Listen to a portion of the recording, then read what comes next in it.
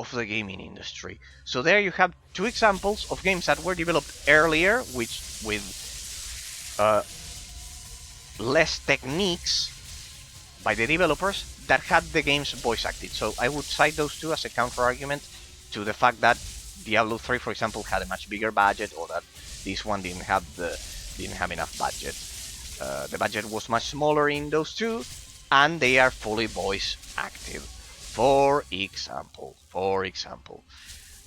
Okay, so let's not even mention other modern examples that are fully voice active. Okay, but the main talking point is that in those two games, in Titan Quest and in Diablo 2, there's a connected storyline in between all chapters, and I think this is the critical flaw. It's the one flaw that I always highlight about World of Warcraft, and it's also true here because it follows the same structure of the level design. In this game, it doesn't have a general storyline tied all together. That could have had an easy solution, people. It's as easy as they do with Diablo 3 and 4. It's as easy as this. Big huge demon. Oh, big huge demon. Give it a bit of personality, make it a bit more personal, like Diablo, precisely in Diablo. The redundancy. Give it a bit of personality, add some few characters, and boom!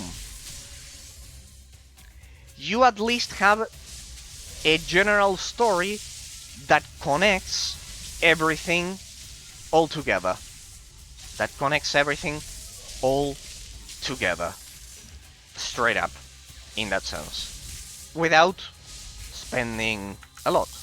Because you just give it a bit of personality, like they did at the beginning of this game with Callus and the demons. Try to make sure that the player retains that information, because by now I've forgotten the beginning of the game, because it doesn't have a strong story component. The story component is not strong enough. It's not strong enough as to tie together the variations of the different acts. See, that's the thing, and it had an easy solution in that sense. So I think I looted a mount or some shit. The white tiger that I have. But I already have this mount. Then I guess I can sell it. Oh, that's a lot of gold. Nice. Okay, so basically that's the point, people. Icon of the Oceanus delivered. For example, these two guys that are locked in an endless war have that, but then have a general plot that is a bit more connected. The degree of efficiency in the connection I'm complaining about. It should be, the player should be reminded more frequently of what the main objective is, because then it's lost in a gameplay. In Diablo, think about Diablo. In Diablo, you also can get lost in the gameplay, but you really never forget about the main objective as you are doing the storyline, and then you can follow this other pattern in the endgame gameplay mechanics, and that is a bit much more balanced. That will be much more balanced in that sense. Adding the storyline, everything, and then you, for the endgame, you can deal with the extra gameplay mechanics. You know which game understands and executes this perfectly? I bet it's one that all of you... Well, it's a clear example as well that the game is fascinating, because it's a clear example of turn-based mixed with real-time. The Pokemon Mystery Dungeon series. I know that for a lot of you it is extremely niche. That genre is extremely niche. The Mystery Dungeon genre is extremely niche. It's Japanese oriented in that sense. But Pokemon Mystery Dungeon, in that sense, executes all of the story perfectly. Believe it or not, the stories in Pokemon Mystery Dungeon are amazing, contrary to the main game, contrary to the main game, as many would say. I think the main game does have a perfect story, at least the original concept, but they haven't evolved past it in that sense. But the first games are a marvel of life in general, that are 1,000 out of 10. But yeah, it is true that the part of the story is a bit more subtle. The Pokemon Mystery Dungeon series is not like that. It has 10 out of 10 stories, believe it or not, and it's absolutely incredible. And in that series, they deal with all of the story at the beginning, perfectly executed. You have some side quests that you can do, but they are secondary, there to help you finish the story. And then, once you finish, the end game begins. It still has a story, but it's not as predominant as in the first one, as in the main portion of the gameplay mechanics, let's say. Sorry. Same goes for the Pokemon Ranger series. It's absolutely it has the same studios behind it. It's absolutely magnificent how they did it. So it's a curious detail that I wanted you to know if you ever want to play them. Especially the second one, Explorers of the Sky, is absolutely majestic, and I think it has a quite subtle, amazing message for all of the audience that I would make it that game should be much more popular. Explorers of the Sky, the second one, it's absolutely amazing. It has an amazing message about trust that is absolutely amazing. So good. Basically, because we're talking about the storyline in that sense, in this game the storyline is extremely weak. But for example, think about Sacred 2. In Sacred 2 is the same. The storyline is weak, but it is cohesively connected in between quests. The problem of this game is that it's dissociated from the quests that you do. The storyline is not secondary, it's tertiary in that sense. It's completely dissociated from the different zones that you visit. And I think that is the very same mistake of World of Warcraft. If there's one aspect I would criticize of World of Warcraft, is that one. And same here, because it follows the same structure. Getting into the fifth talking point as to why it follows the same structure, we have to get precisely into the huge influence of World of Warcraft in that sense. In World of Warcraft, you go from zone to zone without caring about the story, and basically it's like that. There isn't a connected plot point that would be a huge benefit in between all of those points in that sense. It's a huge criticism that I make to World of Warcraft always, all the time. It doesn't have the plots are isolated, self-contained in between them. It doesn't have a connection. It would benefit greatly from that. So with each expansion, they can release a new one, a new story plot. So yes, as you can see, people, it's a rabbit hole, Phantom, Jacob, because in that sense, or Flying Energies if he's still there, he had to go to work, but well, in that sense as well, or District if you are watching, or Ambra. Or Patrick. Patrick is probably in his competition there in Hungary. He's in his competition in that sense, probably. Then I have to ask him if he won. And well, and Ambra, I have to ask him if he could improve in OSU the other day. So basically, that's the point. The huge flaw of the storyline, if I had to highlight one critical point, is that it inherits from World of Warcraft that is not connected in between zones. You forget about it. Okay, as the fifth talking point, people, the formula of World of Warcraft precisely, it makes the plot a secondary element. What's the huge difference between the isometric action RPG genre and, let's say, a more modern RPG genre? Well, think about games like Knights of the Old Republic, Mass Effect, all of those games. In those, the story, the same goes for Baldur's Gate, in those, the story takes a much more primary role in comparison, in that sense, because it's more personal because of the camera. This detail that I wanted to highlight as a fifth element. Let's get straight into it. The camera does play a role, something that I was debating with Flying Energies the other day. Have you noticed that games with the isometric camera also feel a bit more impersonal, because it feels like you are a puppeteer controlling them. Now, I love the isometric camera, without a doubt. It has a lot of positive aspects. It gives you a much better perspective of the battlefield, and it's needed for the isometric action RPG genre, without a doubt. But it is true that it does play a psychological role, I don't know if you've thought ever about it, people, into making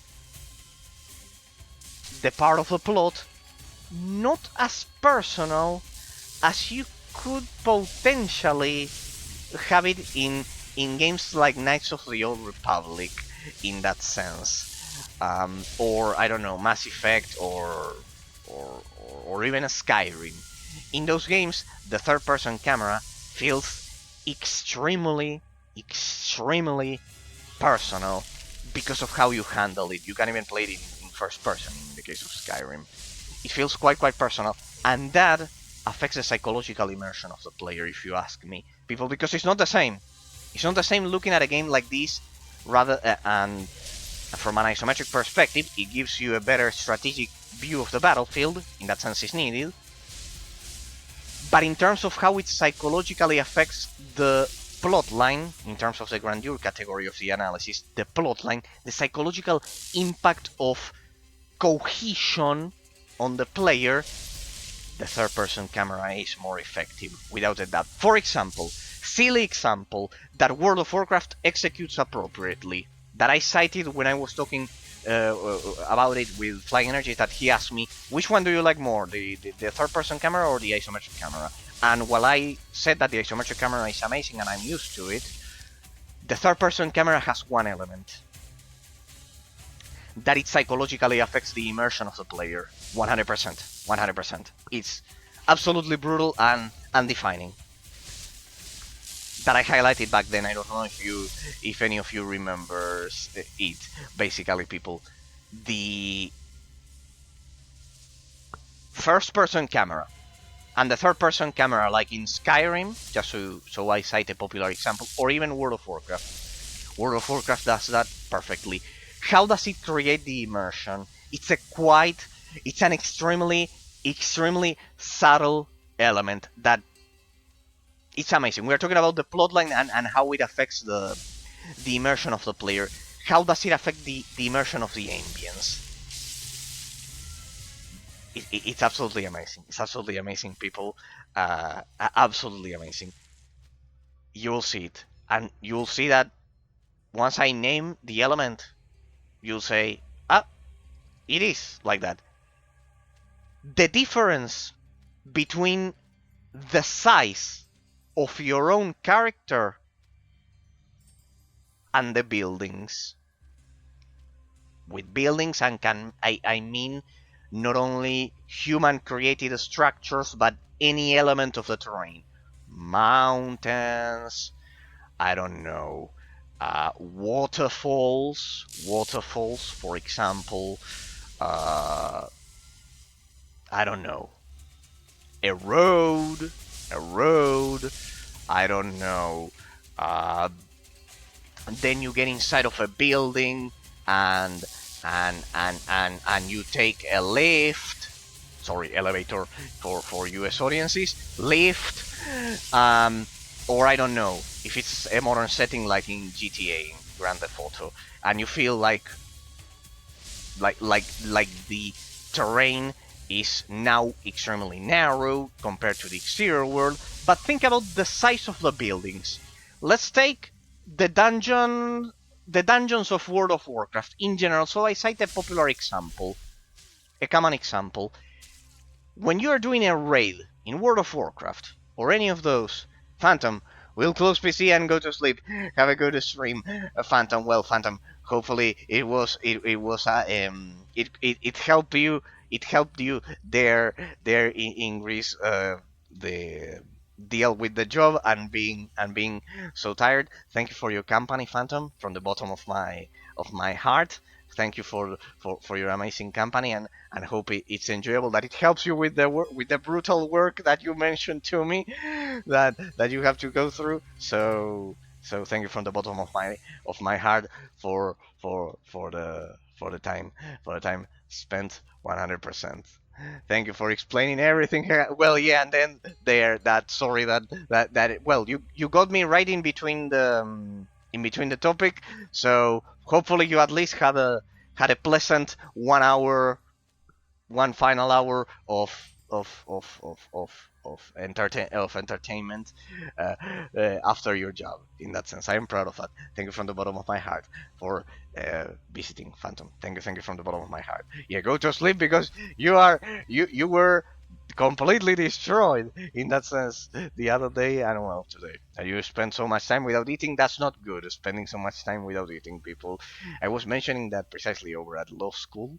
I had to spend like 8 hours without eating, and that is brutal, people. I would end up with a headache because the teachers. You know what was the problem, people? The teachers, as I was mentioning to Phantom before, the teachers were like, as I've said, in their own benefit, in between 45-minute classes, in their own benefit, they would say, we are not doing the breaks, right? But we're not doing the breaks, but we finish earlier in their own benefit because they wanted to get out of the classroom and continue with their own jobs. It wasn't in benefit of the students, but well, since the students wanted to finish earlier as well, that could cause us to not have breaks, and I could spend up to 8 hours without eating, and that is terrible because you always end up with a headache. I don't know if it happened to you, people. Doesn't need to be a college, but pretty much any situation at job in which you have to spend like 6-8 hours without eating, you will end up with a headache. It's absolutely terrible. It's absolutely terrible, and yeah, well, Phantom and Flying Energies as well. They when they deal with that, I feel terribly bad because in fact, on one side, I feel like immensely proud and everything because I can make them enjoy 1, 2, 3 hours extra after their job when there's a 5 hour extra difference with Europe on top of that. The same for you, Jacob. Um, so yeah, pretty much. So on one hand, I feel glad that they can have 1, 2, that you all can have 1, 2, 3 hours extra of entertainment before you go to sleep. But of course, because of the time zone, is what I appreciate the most in that sense because I know it's kind of like much later for them. I think Flying Energy said that he had to go to work in only 6 hours, so that's pretty much the limit, people. How much are you going to sleep before work in that sense? So yeah, pretty much. It's absolutely. I feel absolutely glad that it's that I can do something positive regarding that. Now, as I was mentioning, the fifth talking point, people. Think about The Witcher 1. I would like you to think about The Witcher 1, as I was mentioning, or The Witcher 3. In those games, the characters act according to their medieval personalities, and this is the flaw in a lot of modern games, as I was mentioning. In modern games, you see that a lot of complaints over at Steam, Metacritic, online, over at YouTube bots, or whatever, the main complaint is that a lot of people say the character is not historically accurate, right? And when that question is posed, the characters are not historically accurate, right? When the player base complains about that, what's the response from the developers? The response is basically, it's a fantasy game, and even the same of the player base, it's a fantasy game. It doesn't have to be realistic, it's always the same. It's like a zombie response, people. It's like a zombie response. If you think about it, it's a zombie response that that is always the same. It's a fantasy game. They don't need to be historically accurate. Ambra, how you doing, Ambra? They are from Poland. Could you beat OSU? Well, you can never beat that game, Ambra. Nah, still not level 50? No, because of the pacing of the game is broken. In that sense, Ambra, as I have highlighted in the level design portion of it. Nope, still not level 50, Ambra. There. I still cannot believe, Ambra, that you, as Polish, you don't like The Witcher. It's something that it broke my mind. It broke my mind. I still kept thinking about it after I finished the stream the other day. No, still not level 50. I'm playing the whole story because I need to dissect the abstract complexity of the storyline and the gameplay mechanics. Precisely my point was being, just so you have a wrap-up, people, of the topic of analysis, well, it's just not my type of game, XD. But culture, well, yeah, I can accept it and respect it, no problem. But it's like the emblem of Poland, in that sense, in the gaming industry, people, in the gaming industry. We're not talking about in general. But generally, it is like that. It's like curious. Besides, it's an amazing game. I was precisely mentioning that the first The Witcher, that, but I don't like it. No, I respect it. It's perfectly fine. It's perfectly fine that you don't like it. It's perfectly fine. You like online competition, and in that sense, The Witcher won't offer it to you. In that sense, but yeah. But to wrap up the topic, people, you see that a lot of people on Steam say that characters don't act according to that they are not historically accurate. What is it? What they are actually trying to say by that? And I will do this as my final wrap-up of the criticism of the storyline. Basically, modern developers, and this is a key point, see this, they use the fantasy portion of the medieval fantasy setting of games. I honestly feel, I don't know if it happens the same to a lot of you people, I feel the fantasy portion of the setting is used as an excuse. It's used as an excuse to not invest a lot of time and effort into doing research and development, to make the medieval portion of the medieval fantasy setting cohesive and make characters act according to their personalities. Now I read them, Ambra, the messages. I have to wrap up this idea. The fact that for them, it's impossible, for modern developers, it's impossible to give a character a medieval setting, a medieval cohesive personality, while at the same time retaining the fantasy elements. They made the fantasy component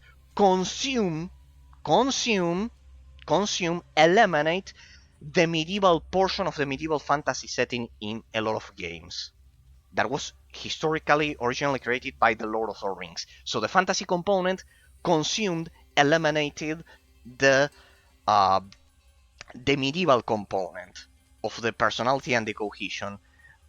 Well, I wanted to try it out, The Witcher, and the biggest itch for me in this game was the controls. They are awful in my opinion. You tried it with a joystick or with a keyboard?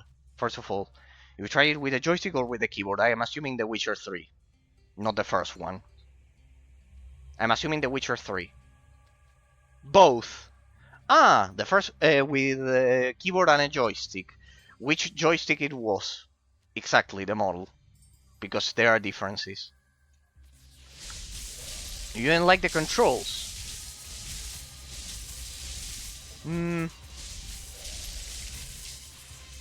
Hmm. Well, I would have a bold recommendation in that, depending on your answer. Xbox 360 one. Okay, no, it should have worked perfectly. That one is perfect. The Witcher 3, right? Try try the first one. Have you tried the first one, Umbra? Have you tried the first one? Yeah, The Witcher 3. Try the first one. The first one is keyboard only.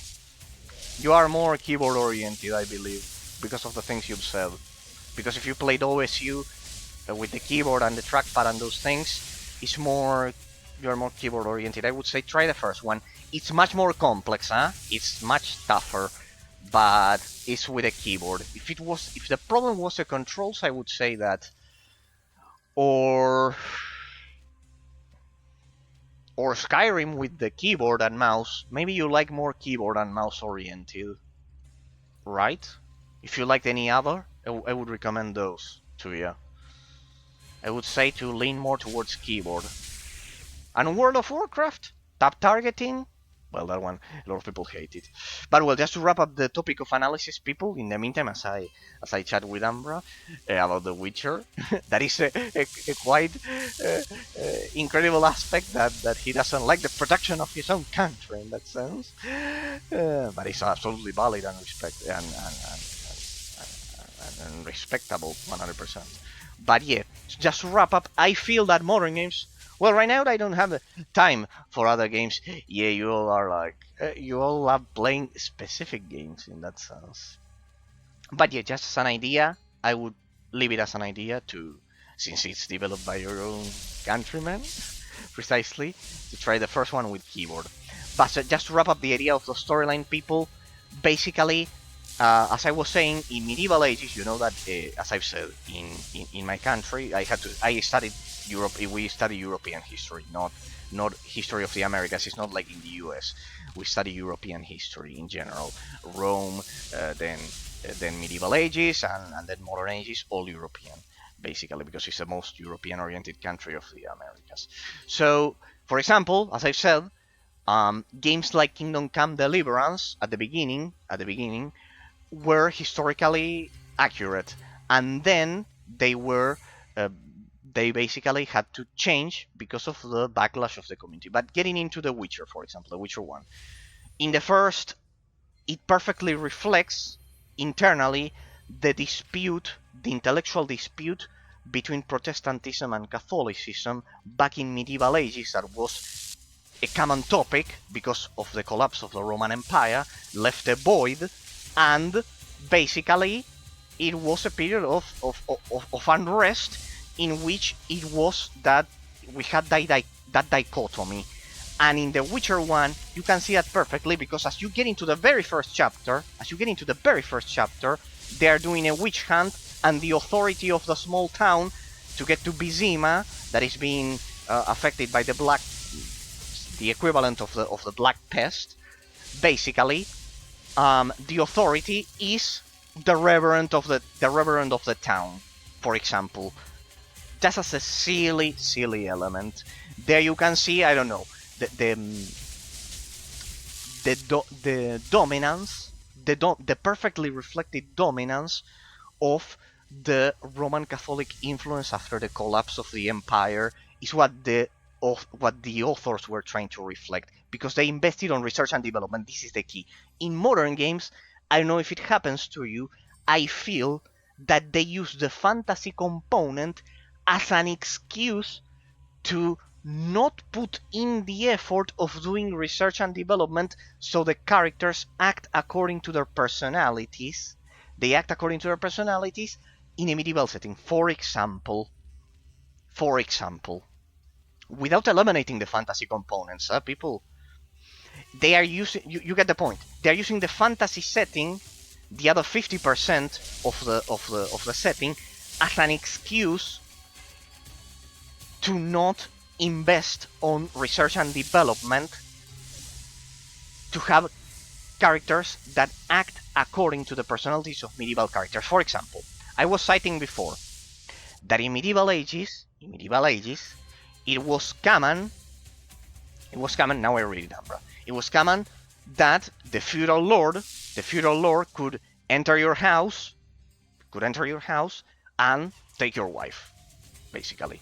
He could enter your house and take your wife, basically. Then he would return her, for example.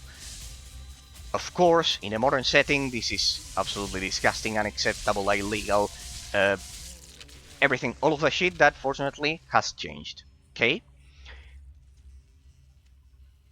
But if you are creating a game with a medieval setting,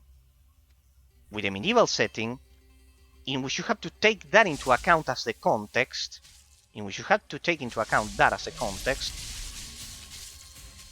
don't see that reflected in modern games, for example. But in The Witcher, for example, in some, yes, that's why they are so good.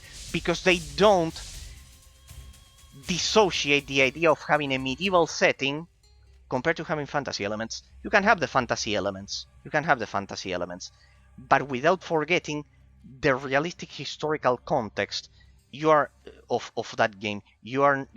Nowadays they are making characters in medieval fantasy settings behave like modern age people, and that destroys effectively 50% of the setting, using the fantasy setting as an excuse to take liberties that actually affect the other 50%. The freedom of a fantasy setting shouldn't destroy the medieval cohesive context of the original game. About Drakensang Online, have you tried Lightning build?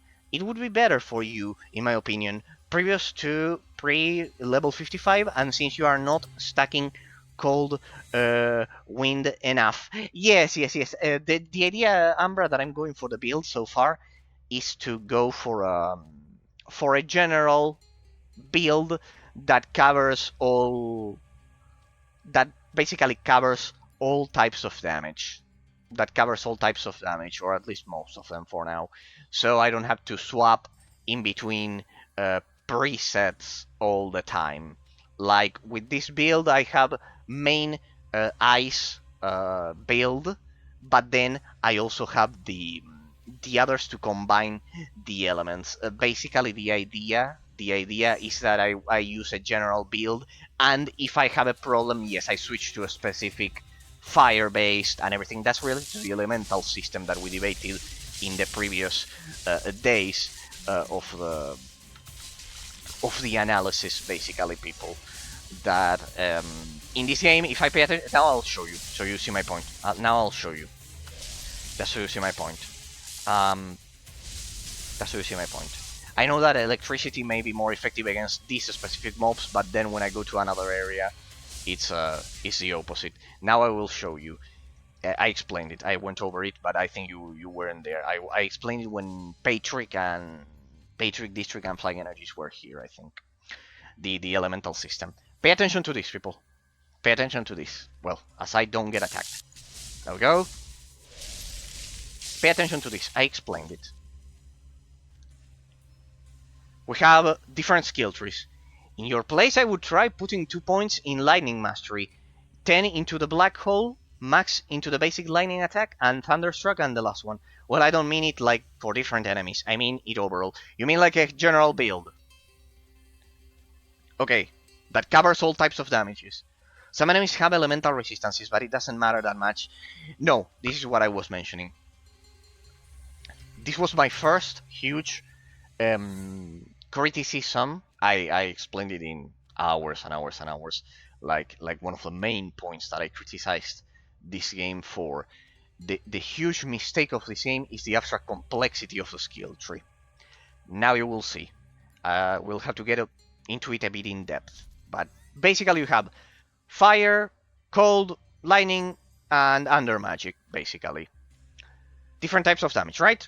It's like Pokemon, basically. Some attacks are more effective against the bosses, some others. The elemental system.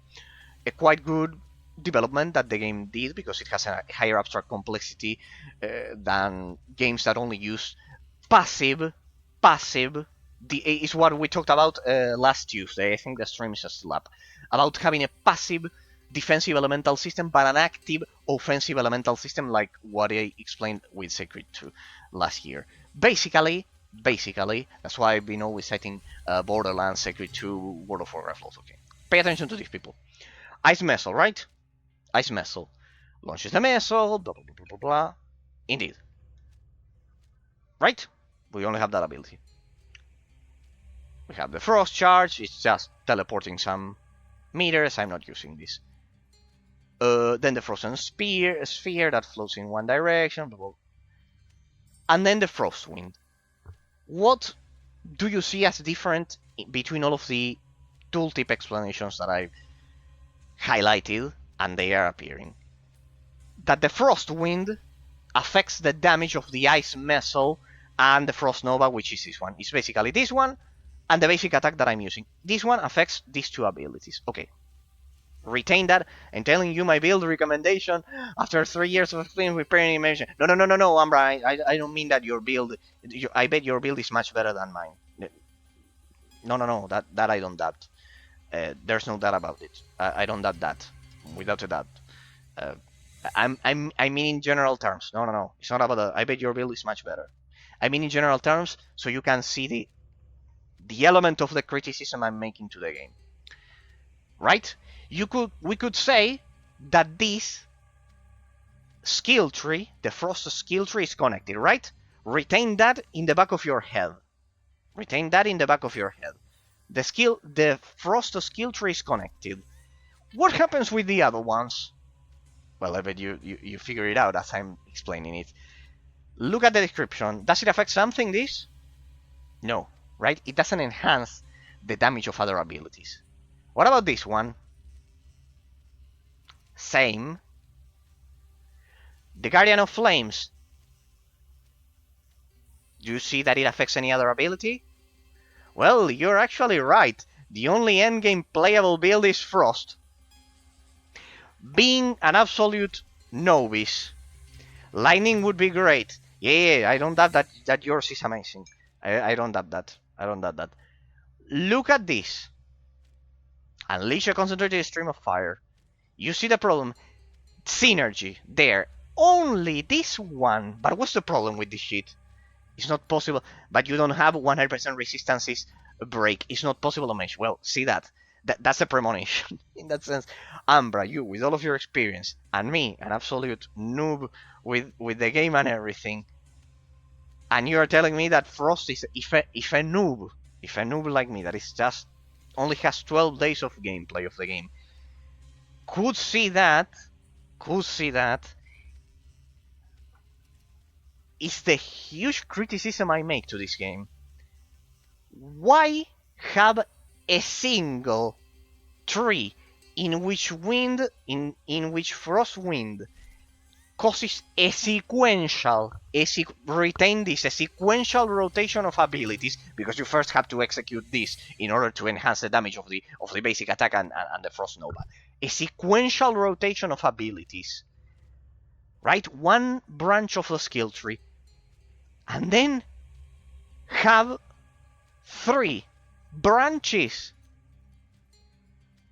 that are, I'll say I like that. Long message incoming. No worries, Umbra. Take your time. You know much more about the game. Why is it that it has a single sequential skill tree, but the others they feel they are disconnected because they are non-sequential skill trees? It doesn't matter in which order you execute the abilities to enhance the efficiency of it. That is terrible, because the correct model is this one. Objectively, it's not a matter of opinion, people. Why? Because if you have a sequential rotation, it enhances the abstract complexity of the gameplay mechanics. Let's try the lightning one. This one deals a chain lightning. Okay. This one, the lightning strike, deals damage, but they are not connected in between each other. That's the key of the elemental system. They are not connected, people. They don't affect each other. What happens in World of Warcraft as a popular example?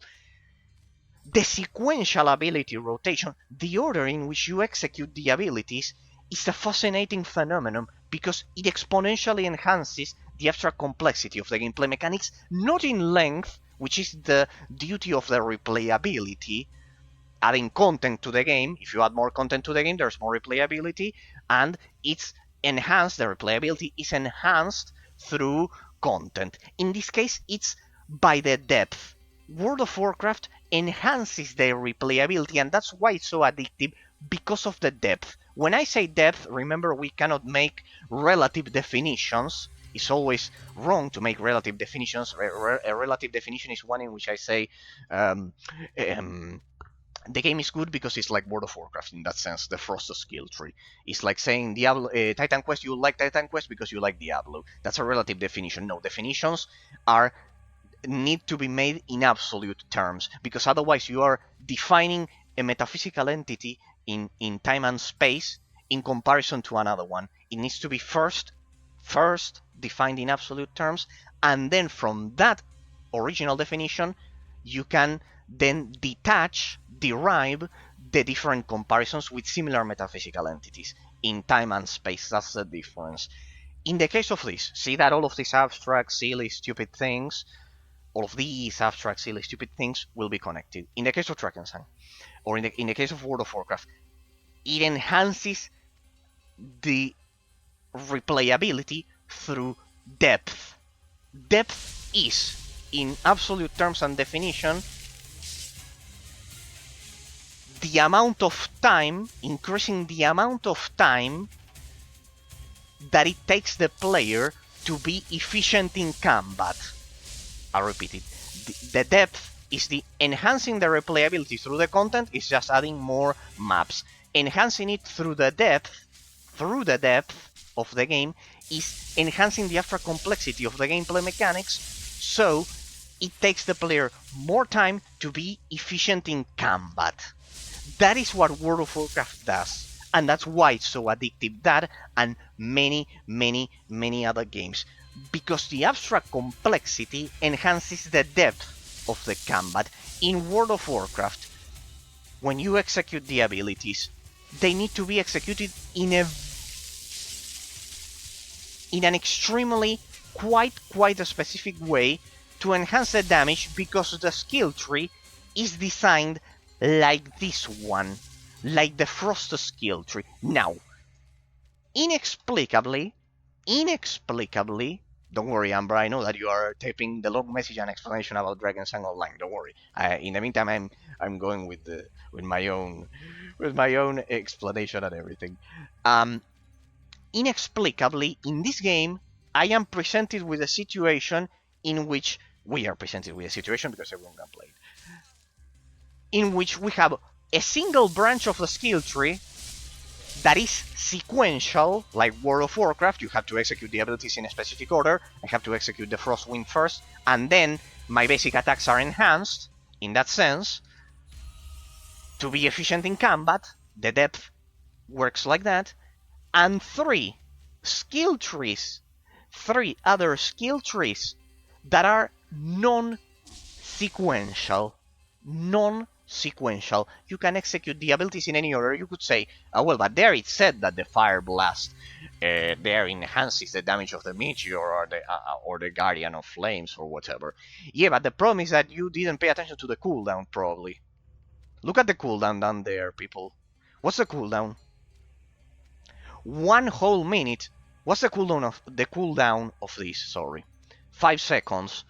There you can see that they clearly weren't thinking about creating a sequential rotation for each branch of the skill tree, and that's a terrible mistake. That's why it's the main thing that I criticize about this game, the extra complexity of the skill tree. Because it's absolutely mind-boggling. It's mind-boggling, honestly, that they took the time to create a sequential rotation for one branch of the skill tree and not the other 3. Were they lazy? They ran out of time? I don't know. You can imagine any valid reason, they ran out of budget, whatever, that they could have had. In general. But the truth of the matter is that objectively the most optimal situation is that all skill trees have a sequential rotation. that they all have a sequential rotation. Why? Because it enhances the abstract complexity of the gameplay mechanics, and because it enhances the abstract complexity of the gameplay mechanics, it enhances the depth of the game, and that enhances replayability because it takes more time for the player to deduce the correct order in which to use the skills, and as a consequence of that, it takes more time for the player to be efficient in combat at the highest level, and that enhances replayability through the usage of depth instead of content. You can also enhance replayability through content. Now, what happens if you enhance replayability through content without the depth? What happens? That is the typical scenario, the classic scenario, people, in which the player base will say the game is repetitive without getting into the reasons as to why it is objectively repetitive. What they are actually trying to say most of the time, the Steam reviews and the Metacritic reviews, is that the game, when they say that it's repetitive, is that it enhances its replayability through content, but not through the depth of it. See how interesting it is. It's an unconscious process. People just say when you are writing a review or over at YouTube, when you are writing a comment to any gameplay that you are watching, you say, "Oh, the game looks repetitive. It's repetitive. It's boring." But why? Well, what people actually try to say most of the time is that it enhances replayability a lot through having a lot of maps, through the extension of the terrain, but not the depth of the gameplay mechanics, forcing the player to take some time to now I read it, that the player doesn't take enough time as to deduce the abstract complexity of the gameplay mechanics. It has a lot of map extension, but not depth in the amount of time that the player needs to take. The player figure out the mechanics way too fast, is what they're trying to do. They try to do that contrast, and they just say it's repetitive. Well, what? That's not one, that's two. No, three. Four huge messages. Wait, you used the notepad, Umbra. You used the note. No, I love it. I love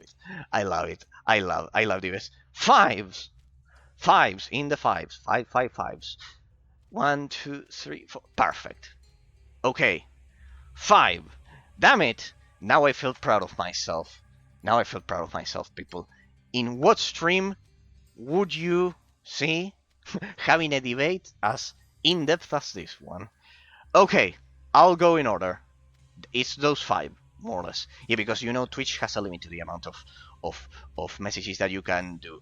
He probably had to use the notepad or something and copy and paste. For the mage, let's begin with your talking point, Ambra. For the mage, there are a few possible builds, efficient in combat, I presume. Yeah, XC. No worries. I thought about it. No, don't worry.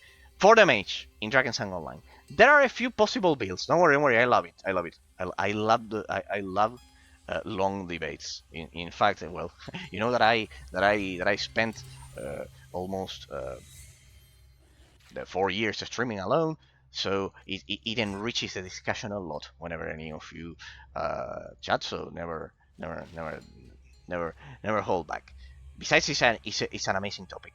For the mage, there are a few possible builds.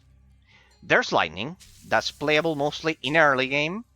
Okay, mostly in early game, because the black hole is the only resistance break for lightning. So you can get 70% armor break, I think it is, with it maxed out. It works out in endgame a bit, but only if you use a specific amulet that increases the level of the black hole. Also using resistance break, the armor resistance of a black hole for armor on bosses, but lightning build also has synergy with other class. it works great with the Dragon Knight. Like I played my Dragon Knight right now. Yes, but there you're incorporating an element which is a party. There you're incorporating another element which is a party in that sense. So I'm talking about the skill trees isolated. Then I have to ask you if the other ones are like this one. I think I asked it to. It was 1 week ago. Then I will get to the next message. And let's say, right now, ideal 10 minutes, 10 million probably damage per hit solo. I presume it was million.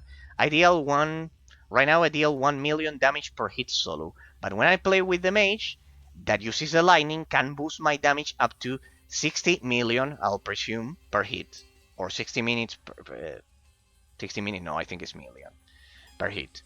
Next build is Frost. It works great solo because you can stack Frostwind to boost your damage, which makes you deal huge damage.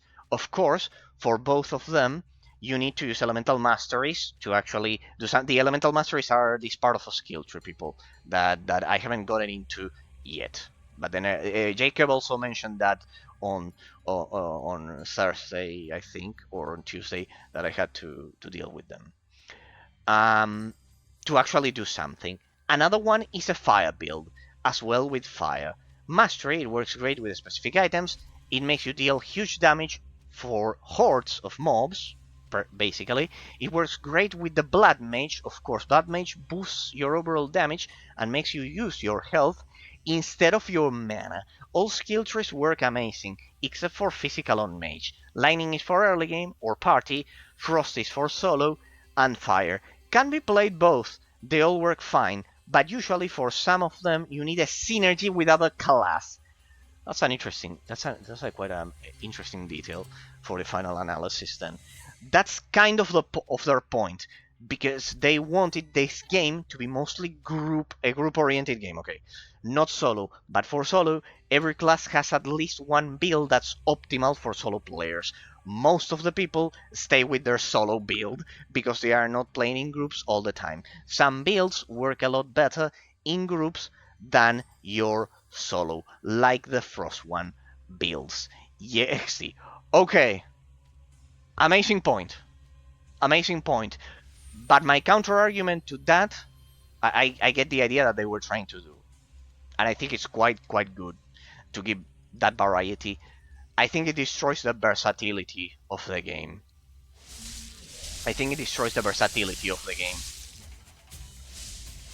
Because imagine this hypothetical situation, Ambra. Imagine that there's a player, a psychopath.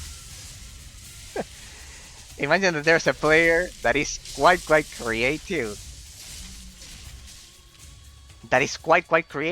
And says that he wants to solo the group content.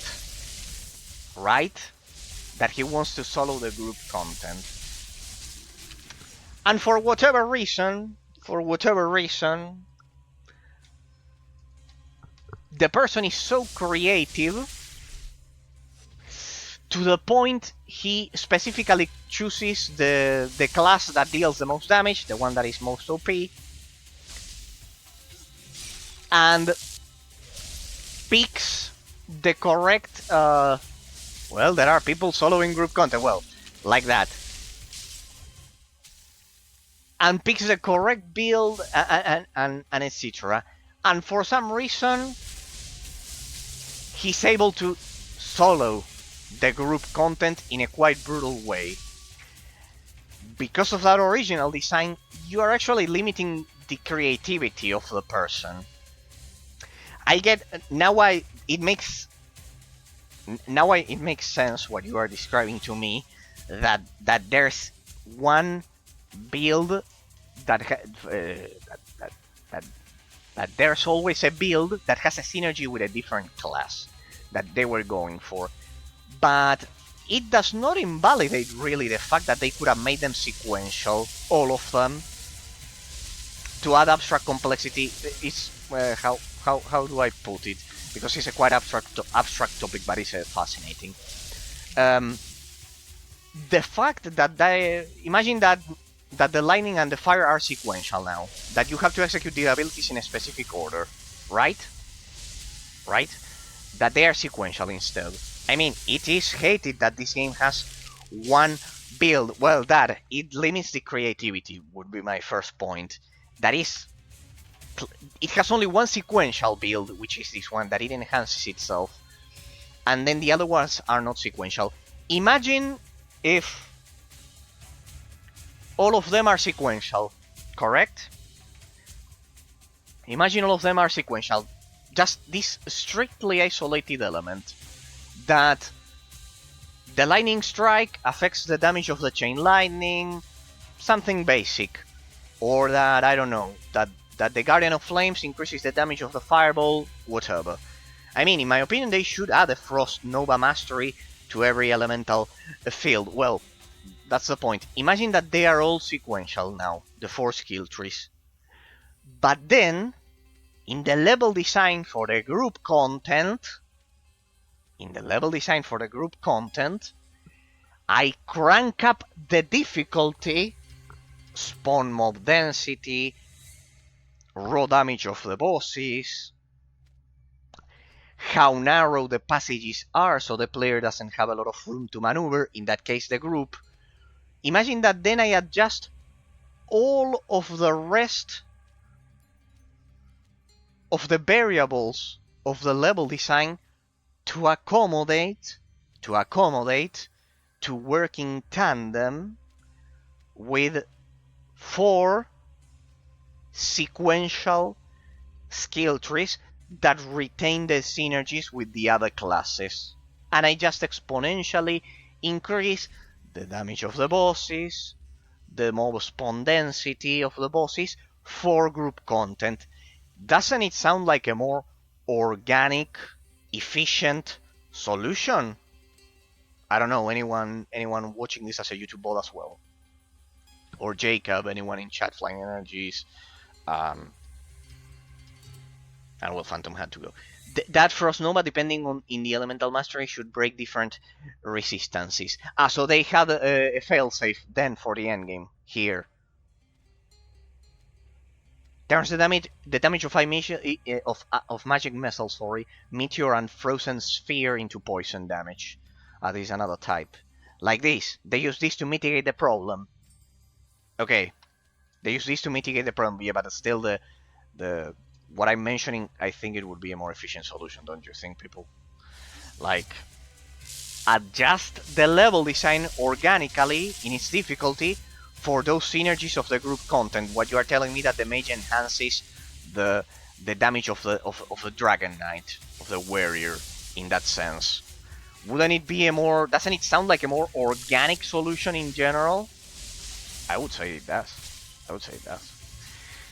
Because at the end of the day, there's one element that is unavoidable, people, if you think about it. With this setup, they didn't have to develop 4 sequential rotations. They only had to develop 1. Why not develop 4 and adjust the complexity through the level design rather than reducing the abstract complexity of the other 3 skill trees? How do you avoid that question in that sense? Do not criticize the developer regarding that specific topic, then the game has a lot of positive aspects.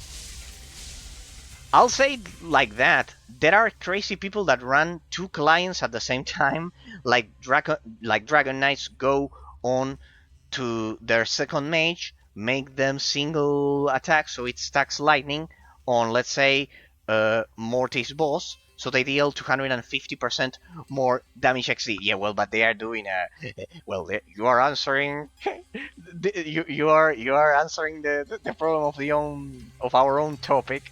Like, in that sense, they are doing something that is out of the ordinary in terms of the natural gameplay mechanics of the game, having 2 clients to do that shit. Well, it in fact exposes the flaw even more, if anything. I think it exposes the flaw more, if anything. There's that unavoidable talking point, people. Making one skill tree sequential and the other 3 non-sequential reduces the amount of effort that the developers have to put into developing the abstract complexity of the gameplay mechanics, in that sense. They could have forced the grouping mechanics through the level design rather than this.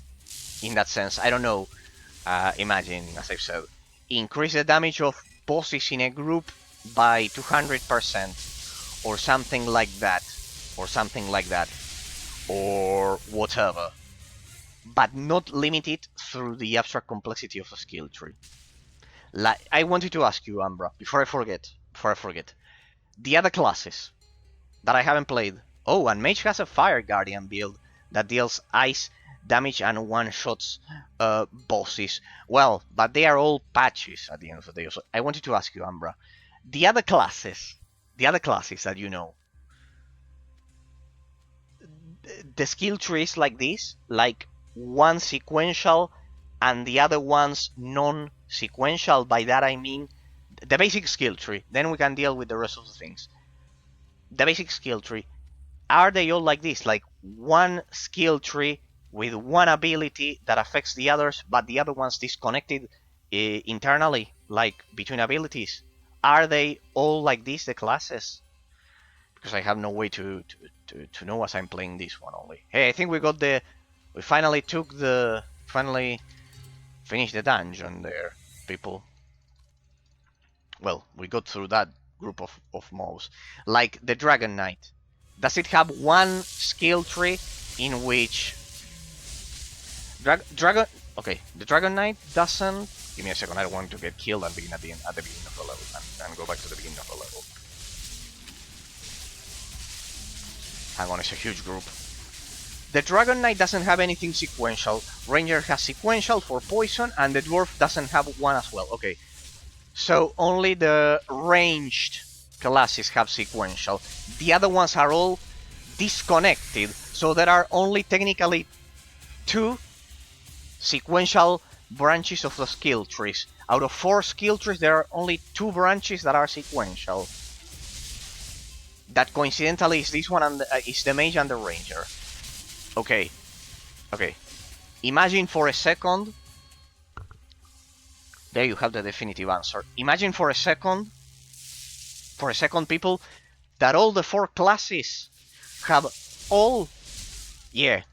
Imagine for a second that all the 4 classes all have 4 sequential skill trees. All of them. That can enhance their own damage.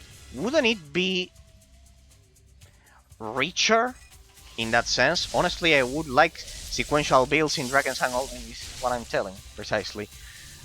It's a much more positive solution. And then you can adjust the difficulty through the level design. If they are grouping and the synergies affect each other's classes, well, that's a separate topic to deal with in terms of development of the system, of the development of the system of the game. I mean, wait. You'd like the sequential builds? Like, it would make it. Don't know. The Dragon Knight does have a sequential build. You told me the opposite before. But well, anyways, the point is the same. It's probably only one branch when he has dragon items set. No, but I mean only with the skill tree, not gear. The loot is a different topic. The loot, the difficulty, they are different topics. See that I dissect them separately, Umbra. Because otherwise then they overlap. Then nope. Okay. Perfect. Then nope. Okay. It depends on an external variable. It depends on loot. That's a different aspect. It's a different aspect. I'm talking about the abstract complexity of how they develop the skill trees. We have only 2 with sequential rotation. Imagine that the four classes have the 4 skill tree branches with sequential rotations. There's 4 of them. I mean, now item sets change the ways abilities actually work, so they try to patch it. But imagine if it was like that from the beginning. It would encourage new players in the depth, precisely as I was talking of the replayability, precisely.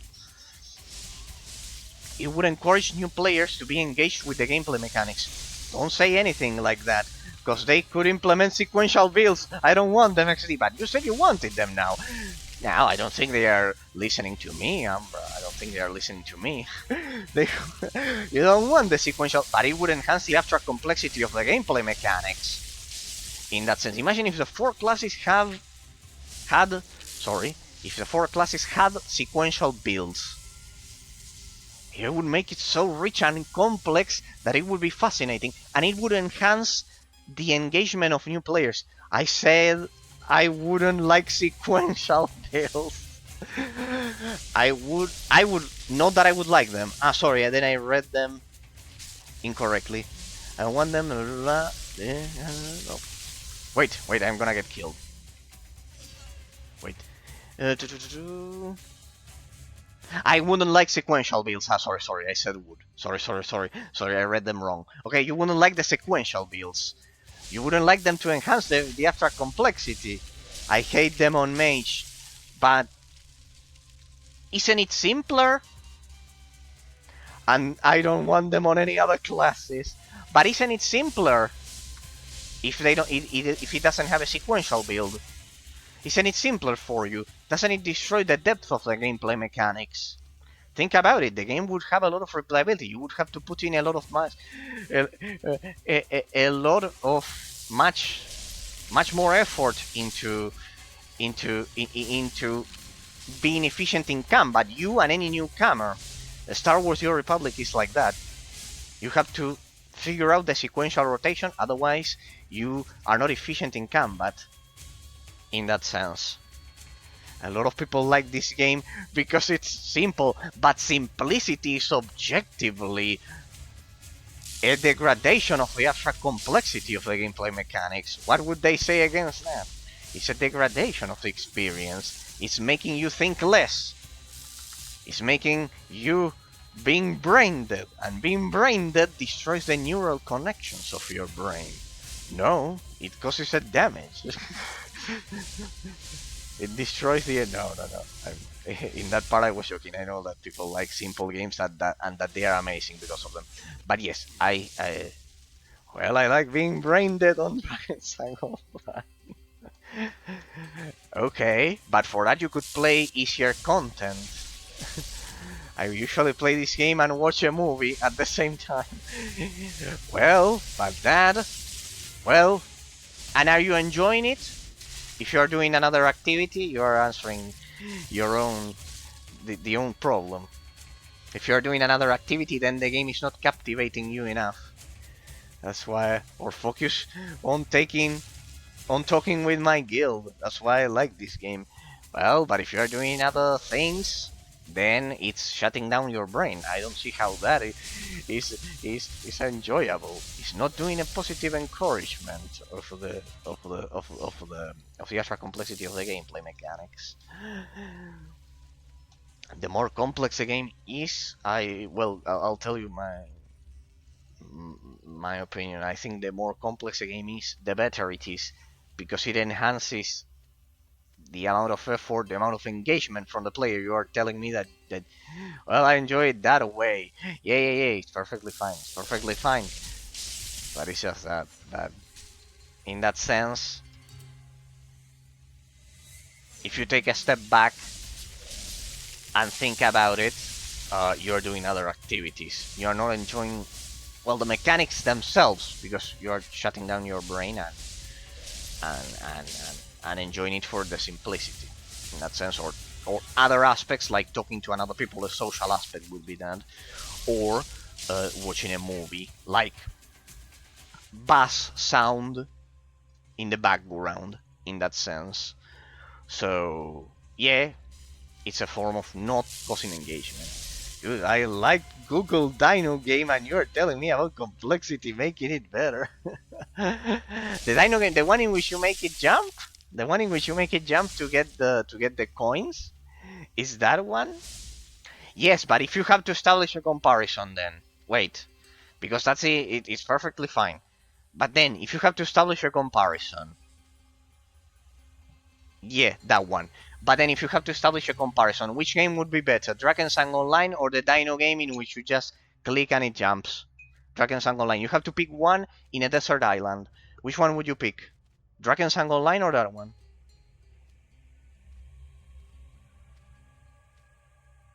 See the point. I'm not saying that the game is not good because that a simple game cannot be good. What I'm saying, Drakensang, because it's online. or because it has more to offer to you, also known as aka is more complex precisely than just making one input and making the dino jump. Because it has more content and depth to offer. That's basically the point. Nothing silly. I'm not criticizing anything at all. If that people like simple games, it's perfectly fine. But then, when you have to establish comparisons, there will always be one that objectively is, even by 0.0001%, more complex, and because of that, I don't like the complexity. I didn't want to play one Path of Exile once I saw the skill tree. Actually, I love Path of Exile precisely because of the skill tree. But no, going back to the example, just so you see my point, even if I don't judge the Dino game and simple games like that, in that sense, it's perfectly fine. But in an objective comparison, if you have to choose the Dino game and, I don't know, Drakensang Online or OSU that you told me the other day, the Dino game with another one, and you have to pick one, you pick the other one. You pick the other one because it's online and you can chat with your guildmates, because of the content, because of whatever. You pick the more complex game. See my point?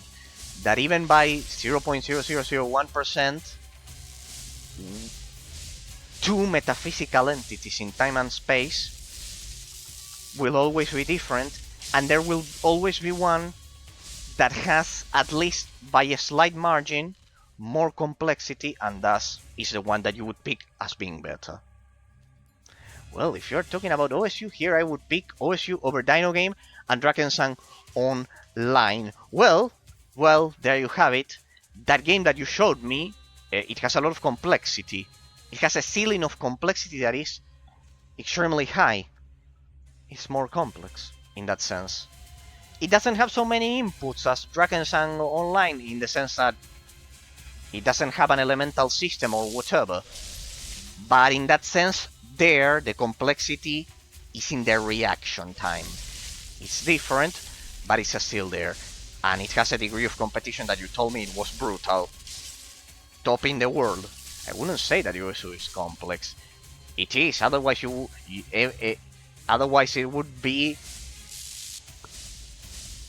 Everyone would be able to do the scores of the top players easily, and it's not the case. There you can see the margin of complexity in the skill tree. You look at the circle, aim at it and click, but you're not rationalizing it. You do it instinctively. You know that in philosophy, it's like that. It's like that.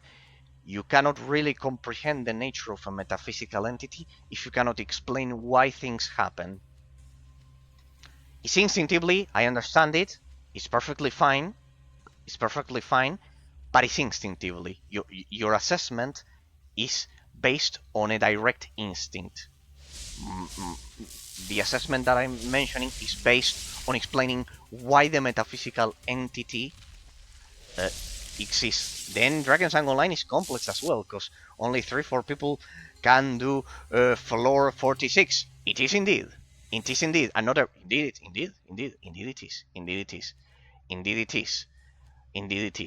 it is. Then, because of personal taste, you can pick OSU.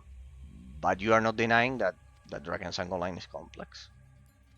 Then it's personal taste that you would pick OSU, but the complexity is there in both cases, huh?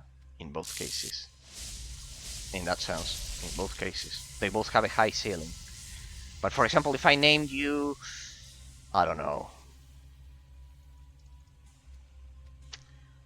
a game that doesn't have an online community to develop that complexity that also enriches it and everything, for example,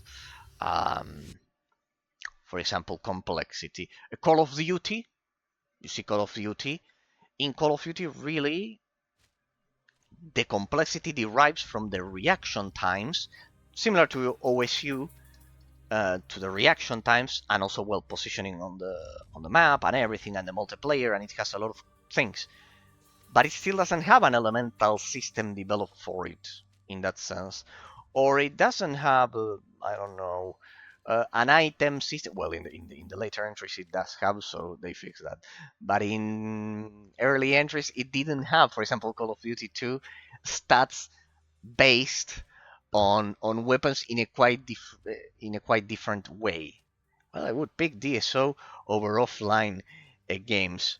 Well, well, well, in that sense, because offline games generally don't reach the level of complexity of those in that sense, and the grinding is related to what I said.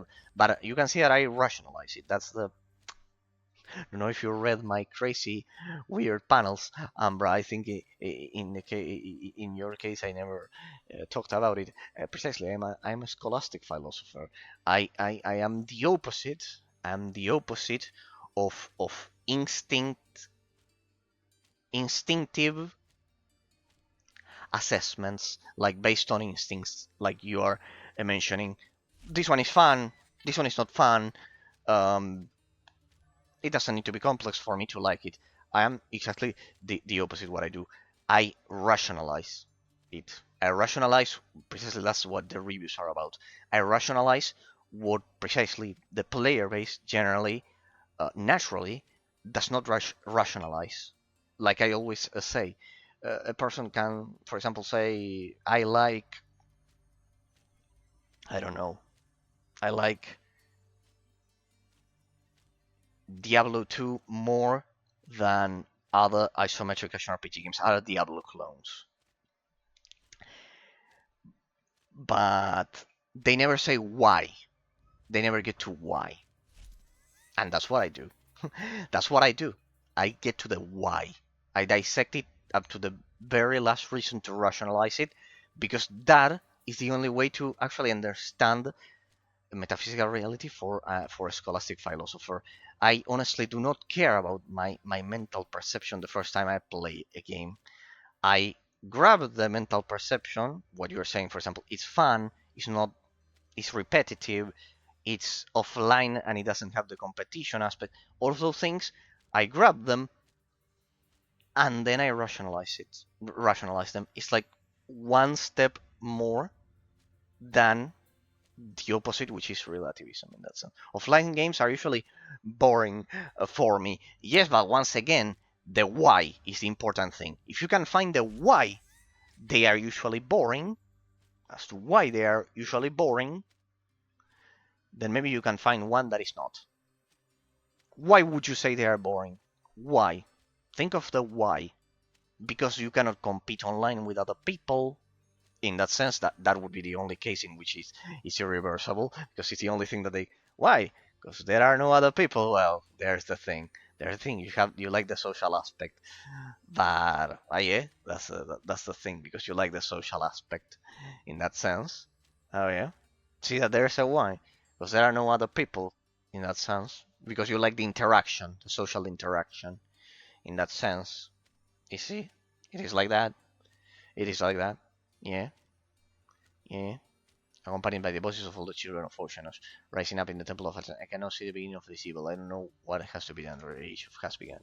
I like the concept of, let's say, Subnautica, but I honestly hate playing it. That one is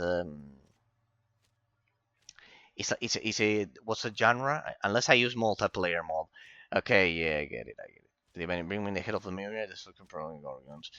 Sorry, I didn't play that one. It's the one that the genre is like you create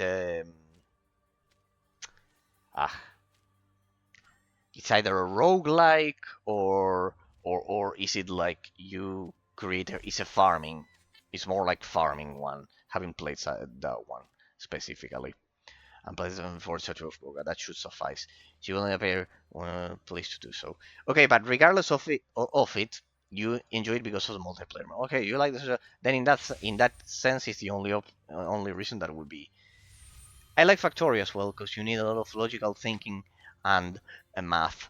Then let me reveal something. But as well, I hate playing it solo. Hmm. And if the I have a decisive question in that sense. It's boring as fuck. Um. Can you beat the game? Those games, those offline games, easily? Like the artificial intelligence is terrible. Because if that's the case, because if that's the case, then the problem could be the difficulty. Or are they a challenge for you playing them solo? Nope, I can't beat them easily. Okay. Okay, then it's exclusively the interaction that the others bring. Because you know there's a lot of people that, for example, don't like offline games because they are way too easy for them. In that case, I could tell you that there are some, I could recommend you some that are a bit more engaging. But you are telling me that even if they are difficult, even if they are a challenge, and you play them solo, they are not that that engaging. I even like games when I play with random people that don't speak or don't chat. Oh, okay. Ah, you like knowing that there's a human on the other side of the screen. I just like the multiplayer part. Okay. Then you have to play MOBAs. What you are mentioning to me is MOBAs. Here, I think both Patrick and Phantom they love MOBAs. You have to play MOBAs. You are describing MOBAs basically. They generally don't chat there unless it's a crazy one. MOBAs? Have you tried MOBAs? For that aspect, you would love them. I like MOBAs. MOBA games? Yes, like the evolution of the real-time strategy genre. I would also recommend you if you like those, Age of Empires 2, of course, if you haven't played it. It's a classic. MOBAs, like Multiplayer Online Battle Arena, in that sense. It's fully multiplayer oriented, it has the math, and they are generally much more grindy and engaging than what you are describing. I played League of Legends. Goddamn, I regret it. Oh wow, damn it. Why? Why? If it's perfectly what you described, Umbra, it's perfectly what you described. It's perfectly what you described. 100% here, Patrick and Phantom also played League of Legends, if I'm not mistaken. They also loved those. Phantom, at least. I remember that he loved it. Okay, it looks like we're done, people, huh? We're already done with the topic of analysis for today. In case you are interested, ask me in chat, but I pretty much already wrapped up my 5 talking points at the beginning of the stream. As a conclusion, it could... well, I would probably like it more. Uh, if my connection would be better. That's curious. You like online games? And then you have the problem with the connection. You need to have the fiber. Did you get to have the? But it jumps from 1 to 70% packet loss. The what was it? The fiber. Do you have the fiber as well? 254,000 milliseconds. It's generally because of the fiber, in that sense. Do you have fiber yet? In my case, I didn't have fiber up to 2 years ago. Only 2 years ago I got fiber. Previously it was the coax cable. I know, we were in the correct zone of the dungeon. Okay. I have radio grenade. That's a problem. Once you have fiber, once the fiber arrives, it will be all solved. I assure you. Or I don't know if you live closer to a zone that has it. Once you get the fiber, it will happen. It happened to me. I had shitty connection. I couldn't play shit until I got the fiber online. Yeah, it was like that. It was like that. It was like that. I'm gonna get up to fiber in next 5 years. Yeah. In my case, you just so you don't feel alone. Just so you don't feel alone. Don't feel alone on that. Don't feel alone. In my case, I asked for the fiber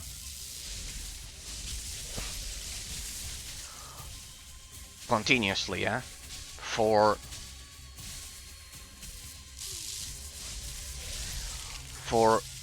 10 years. For 10 years, I asked for the fiber, calling every year, once in a year, and I have only one ISP for my exactly. That's what happens. That's what happens. In my case, it was absolutely brutal because I live at the capital of the country. But it was like that. The response was always this. So you don't feel alone. It's getting there. It's getting there. It's on the previous block. It's getting there. It's getting there. It's getting there. It's getting there.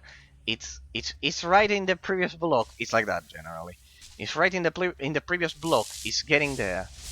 Well, my village is a red dot on the ISP's maps, like in. Well, what I is not going to get fiber optic soon. Well, in Europe there are a lot of zones like that. There are a lot of zones like that, without a doubt, Ambra. But yeah. Yeah. Or your other option, well, the evident one is moving closer to the capital. I don't know. It could be a huge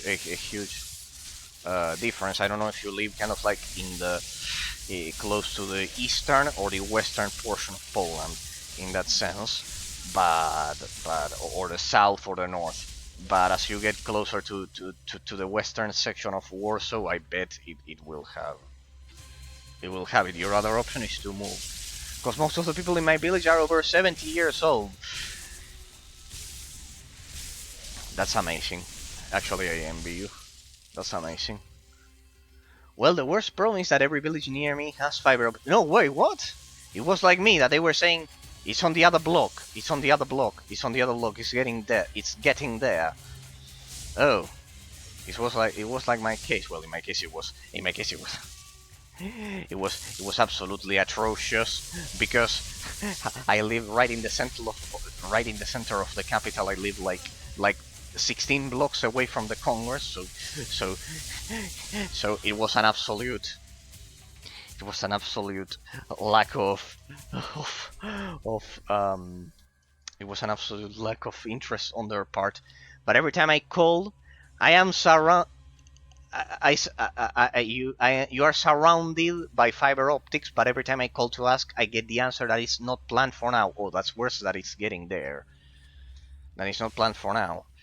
Yeah, well. I assure you that once you get it, at least in my case, it solved all of my problems. It's just that the coax cable is the problem. Yeah, I see. Besides, if you like multiplayer that much, in my case it didn't affect me because I like single player offline games. You know, in your case that you like it so much, well, I wouldn't move in that case. Obviously, because of the money it implies and everything, but also I would, you know, that if I had to pick a location to move to, in that sense, it wouldn't be like, if it's a capital city, I would ensure it's something a bit isolated, like from Central Europe. I would pick either Ireland or the UK, something, or Iceland, something isolated. If it's the capital, if it's not the capital, if it's not if it's not the capital, that like in a village and everything, uh, like, well, I would value the aspect of all of. And when I was on practice in my ISP company, I got an answer that it's gonna be installed by play till 2032. Well, no, then there's no option about it. You have to move closer to a city. But then, well, in my case, I can never get. In my case, I'm in a very tough spot. People, you know that because of how I am, I'm in a very tough spot because I would need to find a city. Ideal. We're talking about ideal places to live. I will need to find a city that has. I like the aspect that you mentioned. Well, I'm 5 kilometers away from the closest city. Then it's a curse for you. It's it's inexplicable in that sense. It's absolutely weird if you are close to a city. Then another one is 10 kilometers away, and other one is 15 kilometers away, and you are closer to the city, and you are the one not getting the fiber. In my case, it would be brutal. I was saying, people, because for me the perfect option is a city, a moderately big city, because of course I like also. I never lived outside of an apartment. This is weird for you people. I bet it is. I never lived in houses. Always apartment. In that sense, always apartment. Pretty much. Center of the city. This one, where I am at, basically. But I like the aspect that he's mentioning, that you are mentioning, Ambra, that you are surrounded by older people. In that sense, I wouldn't like a neighborhood. What I despise about the city is those neighborhoods in which it's full of clubbing and youngsters doing their stuff, and I don't know, drinking alcohol and those things. I would find city, but a city full of old people. So I get the connection, I get the good connection, but I also get the peace of not being surrounded by chaos. I would say, in that sense, I would do that. And then of course the other thing, I would be scared to shit. Then another one is 10 kilometers away, and the other is 15. And the capital of my boy ship is like the well, in the case here we call them provinces or states. It's like the divisions, the internal divisions of the country, just as a general idea. Is 40 kilometers away from me. It's not that much, 40 kilometers, for our... In Argentina, people sometimes do that every day to come to the capital. You would be surprised, because it's much bigger. In that sense, but like, it's not surprising. But well, in the United States and in Argentina, the distances are different. In that sense, they are much bigger because how big they are. So it is expected that they have to take the train or the bus to come to the capital. In that sense, it happens all the time. But in that sense, I would pick that as the perfect city, like central, but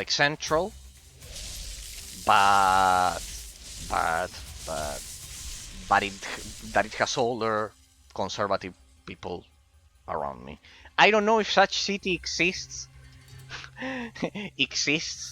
in an English-speaking country, but if it does, I will find it someday. In that sense, I will find it.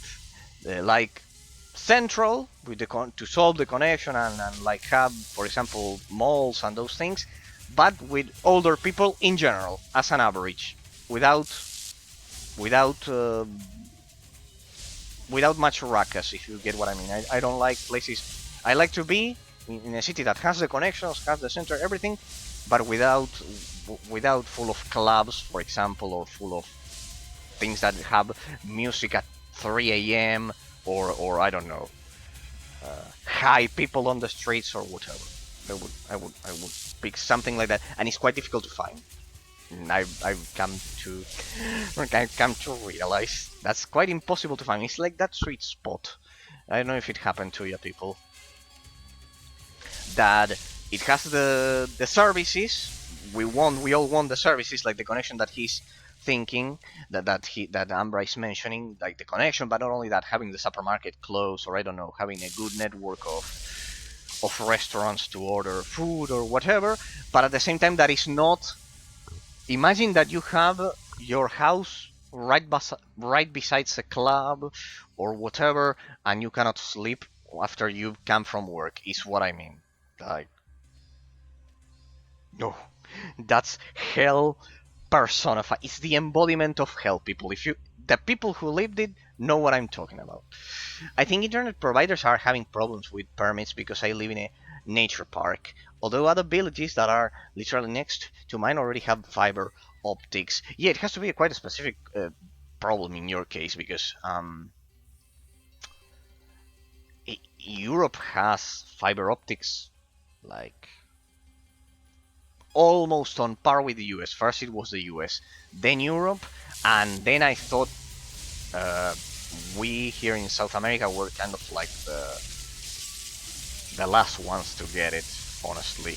I know that there are some isolated portions of Europe that are like that. For example, in Italy, since my country is quite traditional as well, my second country, I know that's why I wouldn't live there even if I love it and everything. But it's because of those things, because people generally do not care about having good internet, and for us it's a problem, especially if you like online games that much. Umbra. No, what I was going to say that I admire, and I would be scared. It would scare the shit out of me to live even close to the current sad and terrible attack on European soil that has happened on Ukraine. That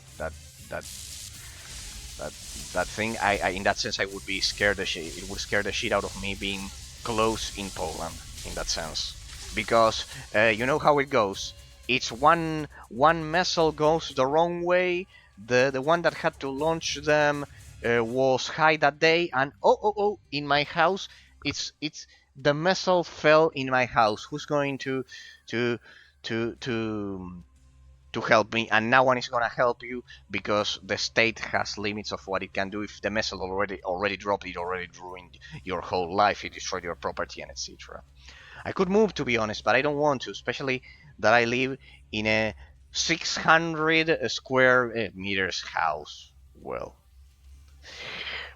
that's a lot. Whoa, that's massive. Yeah, I wouldn't move from that either. I wouldn't move from that either at all. I wouldn't move from that either at all. 600 square meters, that's a lot. That's massive. And if I would count even the attic, it would be 800 square. Damn it, that's massive. No, never. Damn it. I would only leave that house if it was in the eastern part of Poland, like close to Belarus and also to the part of the conflict. If it's in the east or the southeast, yes, but it would scare the shit out of me. But otherwise, if it's in the west part, no, no. Those constructions are not made anymore. You know, people. If there's something disgusting about the modern age, I don't know if you agree with me, people. Is that all houses are houses and generally are getting so expensive, and that they are getting smaller. It would be 100. I live near Roklo. I don't know if where that is. Of course, as you wouldn't know my well, I live at the capital, but you won't know the location. Is it on the eastern portion or the western portion? Just that. East, generally east, west, or the center. About 140 kilometers from the German border. Ah, well. No, forget it. Forget it. Forget it. No. Don't move from there. I wouldn't move. I wouldn't move. You're in the westernmost part then. No. I wouldn't move. I wouldn't move at all. No, not with a house of 800 square meters. No, I can see now. I can see now. No. It's like a privileged location. It's a privileged location. Trust me. No. You must be thinking, Razor, how do you know that if you're from Argentina? No, but I more or less have them. I more or less have them spotted. Argentina has had massive migration from Europe and to Europe. No, that's a privileged location. Maybe a bit rural, as he's mentioning, but we have had a lot of immigration from the German border. It was a generational debt house, but because of currency change, we paid off a rails. No, don't move from there.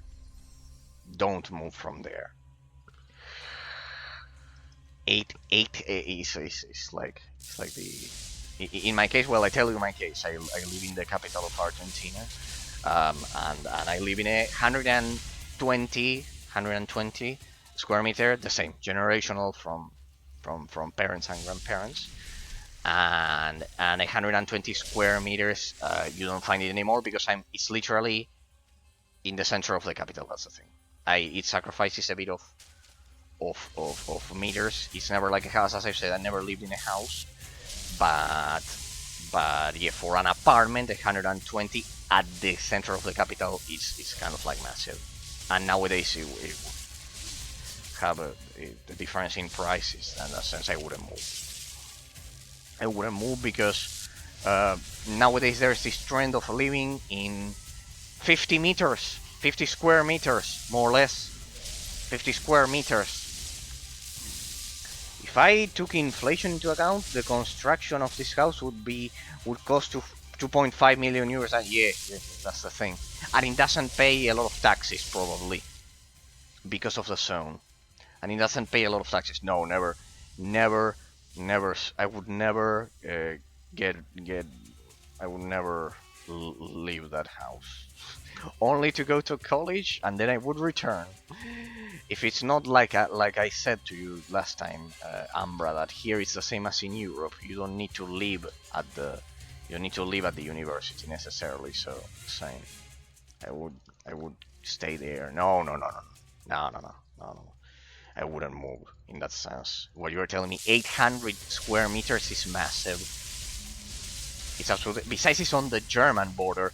That is like the safest right now compared to the eastern portion. Well, it shouldn't be touched, but since there's a crazy guy over at Russia attacking one country, what prohibits him? What stops him from hitting the border there with his ally Belarus? So in that sense, it's in the best location. And you retain the value of it. The taxes would be the only problem. If they ask for a lot of taxes for you, but since it's such a rural area, you know what I would do? I would wait. I would hold out to see if the area gets a bit more urban in that sense instead of rural. If eventually investors move to the area and start populating the zone, and that would increase the value. I'm also lucky because my entire village is a flood zone, and my plots are not located your plots are not located in a flood zone. Like what's a plot? I've never heard that word in my life. I never studied it, and I've studied for years and years. Plots, like your like the stuff that you. It's the first time I see a word on stream that I didn't study in that sense. See, even I make mistakes. like your entire village is a flat zone when it rains, and is it a rainy zone, and the plots are not located in a like the zone. Now I have to Google it. Sorry, people. Sorry. Now I have to Google it. Now I have to Google it. Like the plots. Like the plot the house is on. Yeah, like the terrain. Like the terrain. No, I never heard that word. I never had to use it. I never had to use it, and I never see. Like areas I own. Aha. The lands. So it's like elevated terrain. Terrain plot. Ah, the land plot on terrain. Okay. Ah, it's like okay. Ah, it's the planning. Okay, it's more here. Yeah, that the plots, like the plot. Okay, it's in singular. Now I get it. Yeah. The plotting of the terrain. Yeah. Okay, now I get it. Yes, I had seen the word. It's just that you said it in plural. Okay. I get it. The plot of the terrain. Okay. The planning, how they design it. Okay, it's like unelevated terrain compared to the plot. Okay, and the plot is the documents when they did it. Okay. Right, I get it. So it's on elevated terrain. No, but besides, maybe I don't know if you appreciate it or not, but I love neighborhoods in which most people are older. Well, in my case, because I'm conservative, but I don't know. Maybe for you it's a curse. Maybe for you it's a curse, but in my case, for me, that's paradise. I would hold out. I would wait till the value goes up to fix the internet problem, and I wouldn't move. In that sense, I would wait for the value to increase. In that sense, and for me, it would be paradise. It would be paradise, and it's pretty cheap a year for this house. To be honest, we pay 300 and 400 euros a year for it. Ah, yeah. That's quite cheap. That's quite cheap. A year or a month? 300 euros a year. Ah, you mean the taxes, the taxes. You are the owner and it's the taxes. Okay. Damn it, no, that's brutally cheap. That's amazing. That's absolutely amazing. A year, damn it. It's almost no taxes. Damn, that's amazing. That's amazing. Just so you have a reference, in my case, it's in my case, my precisely my parents, it's almost 100 per month. Taxes and insurance. Damn, no, that's amazing. No, that's amazing. Could it be because the people don't want to live because of the internet? But that's a stupid reason. That's well, stupid reason. If you have to work with internet connection, for example, in software development, you will have problems. For example, but you can rent an apartment for the duration of your job and then go back as a base of operations. No, Umbra. No. It's a miracle what you have. What you have is a miracle. Besides, it's on. You are telling me it's on the German border. It's like the safest zone. It doesn't matter if it's the north or the south. It's like right there. You're close to everything. You can probably take a train and be anywhere in Central Europe. But we use a lot of electricity a month. Well, that's because of that's a contingency right now in the European Union. Is this the silly 2030 agenda, if you ask me, that they are trying to push to find different sources of energy. Once the ideological component of the taxes and the insurance goes away, I think it should go back to normal. There's been, you know that I told you that my previous two so it's 375 a month for electricity. Yeah, they are asking for a lot for electricity in that sense. But that's a common problem in all of with this mess that they've done with the Chinese. So you know that the Chinese, you know what happens, right, people? They are increasing the price of electricity, so you buy Chinese solar panels that are roughly 7,000 euros installation, and then you don't pay any more electricity. That's because of the Chinese influence on the European Union, is to push the solar panels. Have you noticed that some of your neighbors probably are installing those because of how high the electricity bills are? Well, it's because of that. It's like a pact that the Chinese government was trying to get with the European Union in general there in Brussels. But yeah. Once the ideological component goes away and we go back to something a bit more normal with the electricity and everything, it shouldn't be that. And once the war is over and everything, hopefully, and everything, it should solve that problem. Like, it compensates for the yearly taxes in that sense. Umbra, I would say you're in a privileged position. You're in a privileged position. And the worst thing is that the projected national average in Poland for 2025 euros is 2037 gross. Don't feel bad. Don't feel bad. In Argentina, with our previous administration, it got to $100. It got to $100. Believe it or not. You must be thinking, what the fuck? Something must be very wrong there. Yes, because it got to almost 17,000% inflation, thanks to... I was debating it with Phantom the other day, thanks to, well, it wasn't even socialist policies, it was communism, in that sense, but yeah. $100? Yes.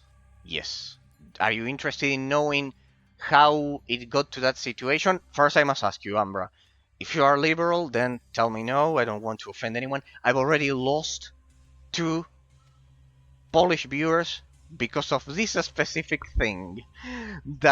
Because of this specific moment. Well, one was because he precisely what was it? He couldn't take that I was against public prostitution. That I was against public prostitution, and he wanted to legalize public prostitution in Poland, and he was fixated on that. Well, only if I'm not into politics. XD. Well, if you're not gonna get offended, I can get to it. But I just don't want to anyone getting crazy. It's the reason why I'm. You may see that sometimes I say that I'm conservative and I'm so tough sometimes with the things I say. Go on. Well. Well, you know that we pay taxes, right? I will keep it as objective as possible. As objective as possible. You will see that I won't incorporate cultural aspects, anything like that. I won't incorporate the part that I liked how things were in the 80s, in the 90s, in the early 2000s. I won't incorporate anything like that. Any element like that. Let's not even talk about the prostitution that the other Polish viewer, he wanted to legalize prostitution for whatever reason. He was fixated on that. He said that if you don't do it, then it is worse. Whatever. You know that we pay taxes, right? We pay our taxes to the state. We pay our taxes, correct. The state gets those taxes, and with that, it creates public services, correct.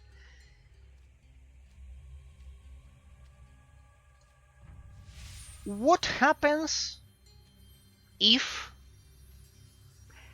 the state spends more than the complete amount of taxes that the taxpayers gave to the state?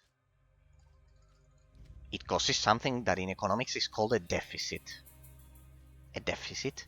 You are spending more money than what your taxpayers can give you. Correct? Sometimes this is needed because there's a tragedy.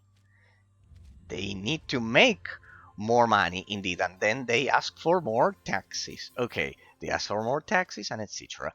Let's suppose there's a tragedy. It's okay. It's okay. There's a tragedy, and we need to account for it. Like the pandemic, I don't know.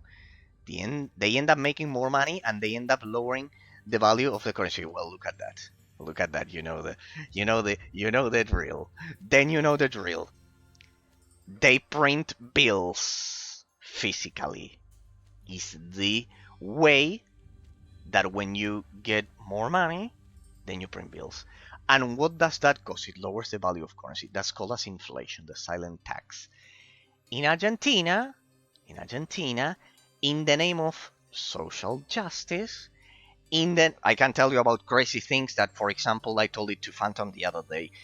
For example, they broke the pension system in the name of social assistance by giving free pensions to women because they were oppressed for years by the patriarchy. And because of that, they gave free pensions to 4 million people when the overall system was 2 million, the ones that worked all of their lives. And they gave pensions to 4 million women automatically just because they are women, for example. And that broke the pension system, but that's one of the things. The second one is corruption. They stole a whole PIB, the whole product that the whole amount of money that the country produces in a whole year entirely. They stole it through corruption. It lowers the value of currency. Okay, if you do that once, okay, you print the bills, you lower the value of currency. You are still fucking the population of the country. But well, let's say that with a loan from another country or something, you can fix it once. If you do it twice, you do it 3 times, you do it 4 times, 5 times, you do it for 70 years. That's the story of Argentina. You do it for 70 years. You spend more than what your taxpayers can give you for 70 years. It cost,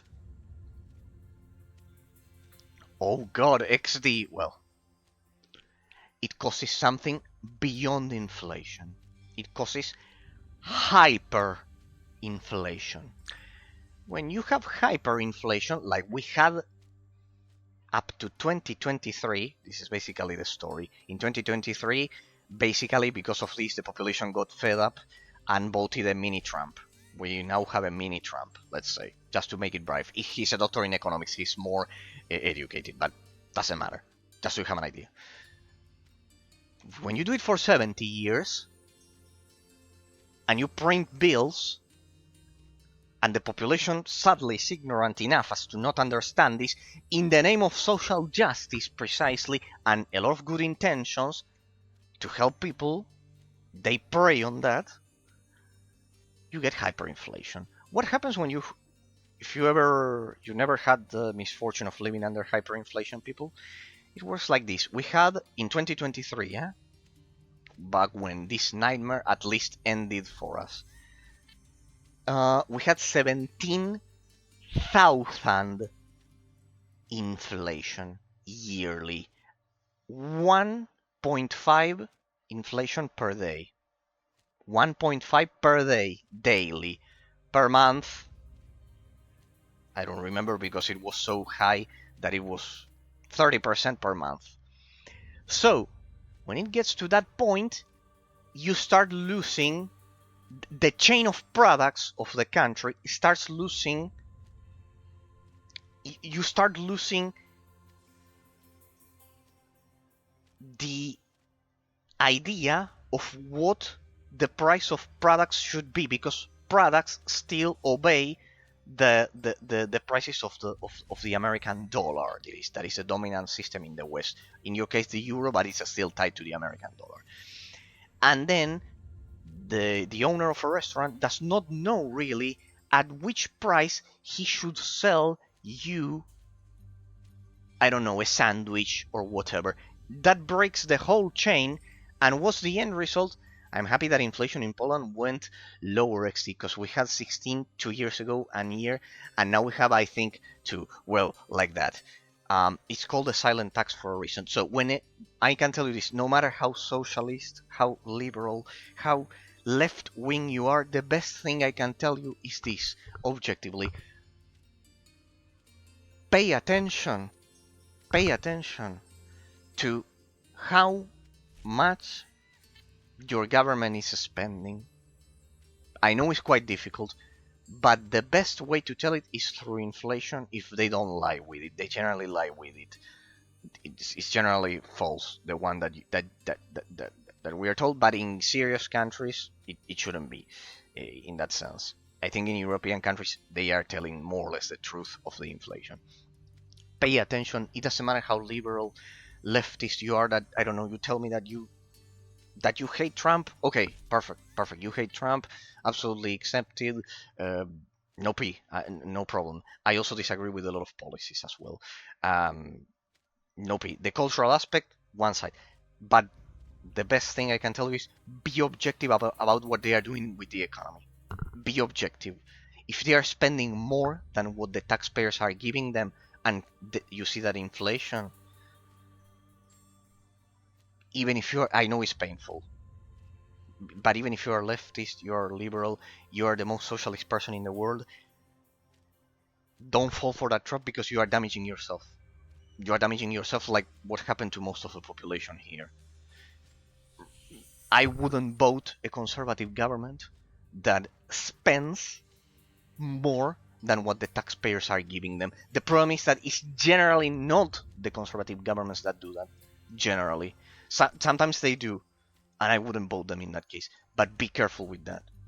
I'm happy that inflation in Poland went lower, XD. My government spends money on stupid things like 3 metal poles. I could go for 70 the local currency, and they spend 20k of the local currency for each. You don't use the euro in Poland, Ambra. You don't use the euro. You are not part of Poland didn't associate yet to the euro. These are the small poles that look like small people. Like well, maybe you cannot say that the word dwarf. I see. Nope. Okay. Yeah, well, those things. Here they did the same. Poland still uses its own local currency. It didn't associate to the euro. It's independent in that sense. Like a lot of the Balkans and the UK and etc. Okay. I get it. So pay attention to that, people. Try to detach your cultural feelings for a second. I'm telling this to anyone liberal or leftist. I know that for us, it's if the government is spending more than what the taxpayers are giving and having inflation, €1 is 4.4 of those. Well, like that. In our case, do you want to know how much the local currency is compared to a dollar? 200. Yeah.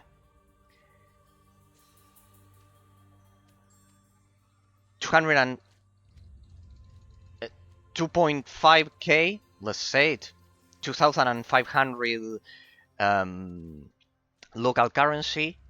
It got not that one, because that was the projected inflation. Right now is $1 equals 1300 local currency, if I remember well.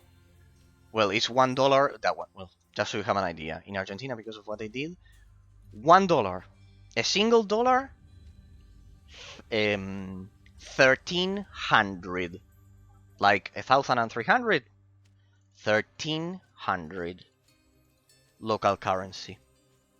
That's the end result and the damage. That's why we save in dollars. Indeed, the highest amount of dollars outside of the US.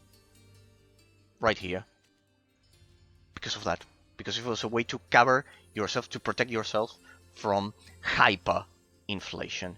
In that sense, from hyperinflation, it's the opposite. That's why I would tell you that.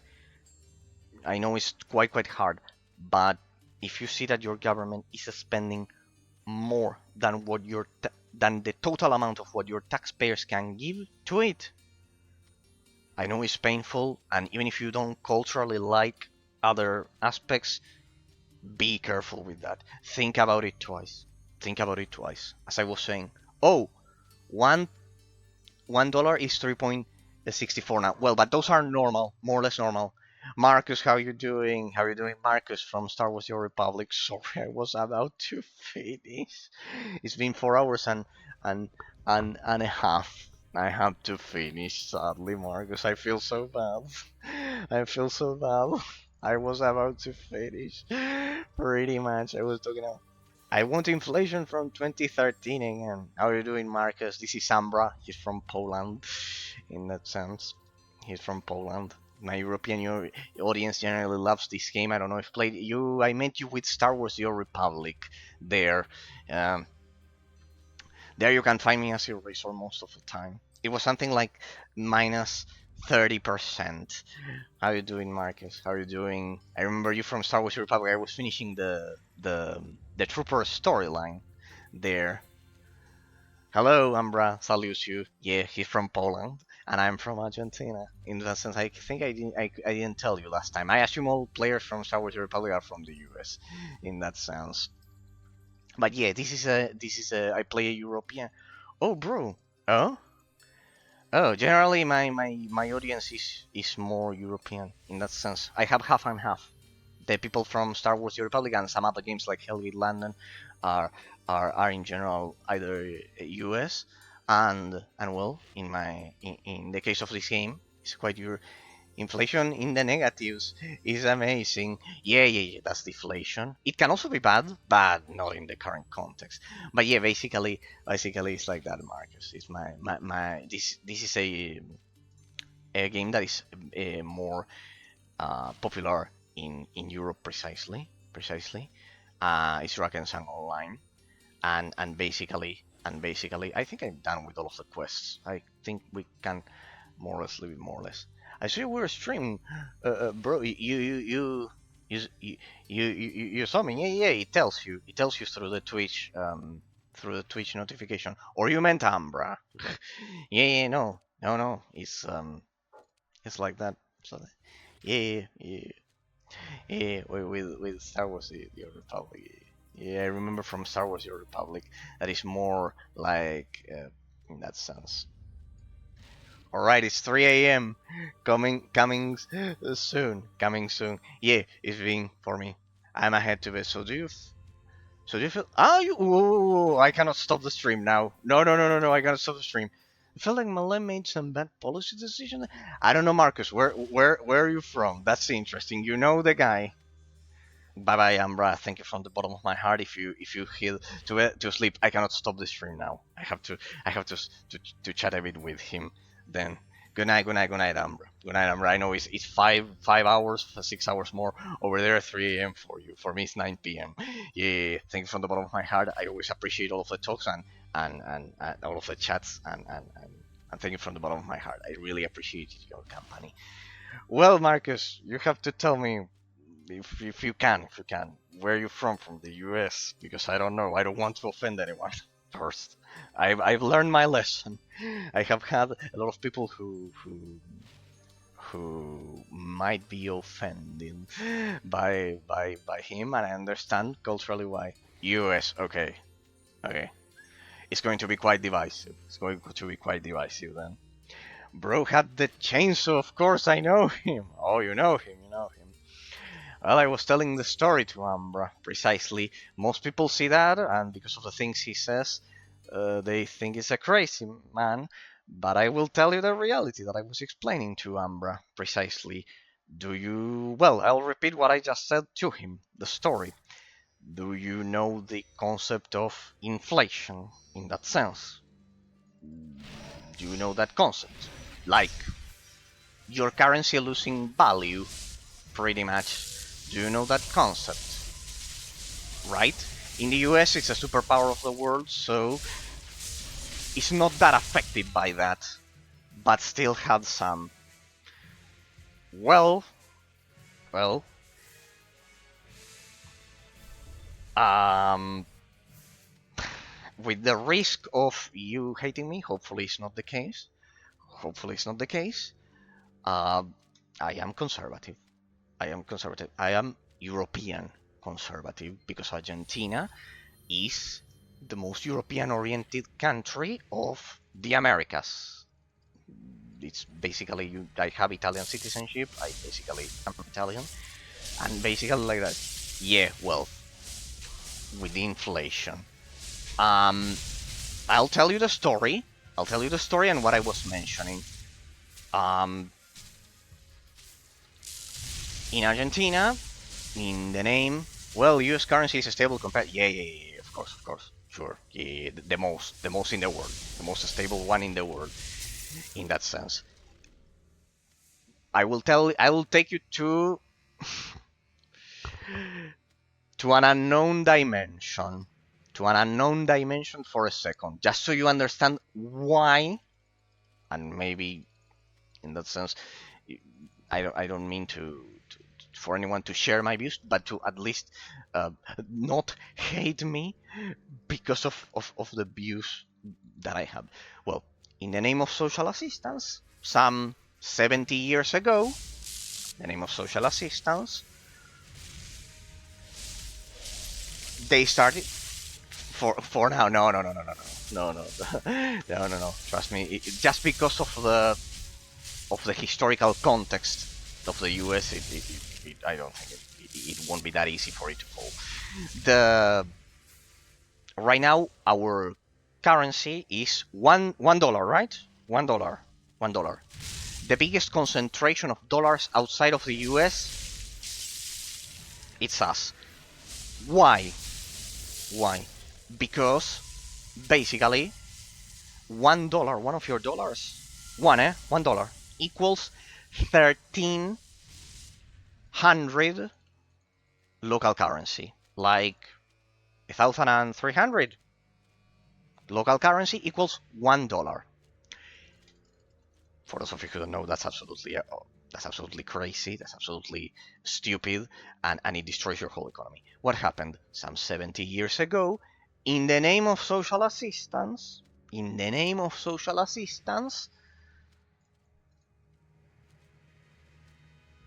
the state starting spending more. This is what I've been telling precisely the rest of my audience generally when they ask about it. When the state spends more money than the total amount of money that the taxpayers can give to it, it causes a deficit. It causes inflation. If it happens once,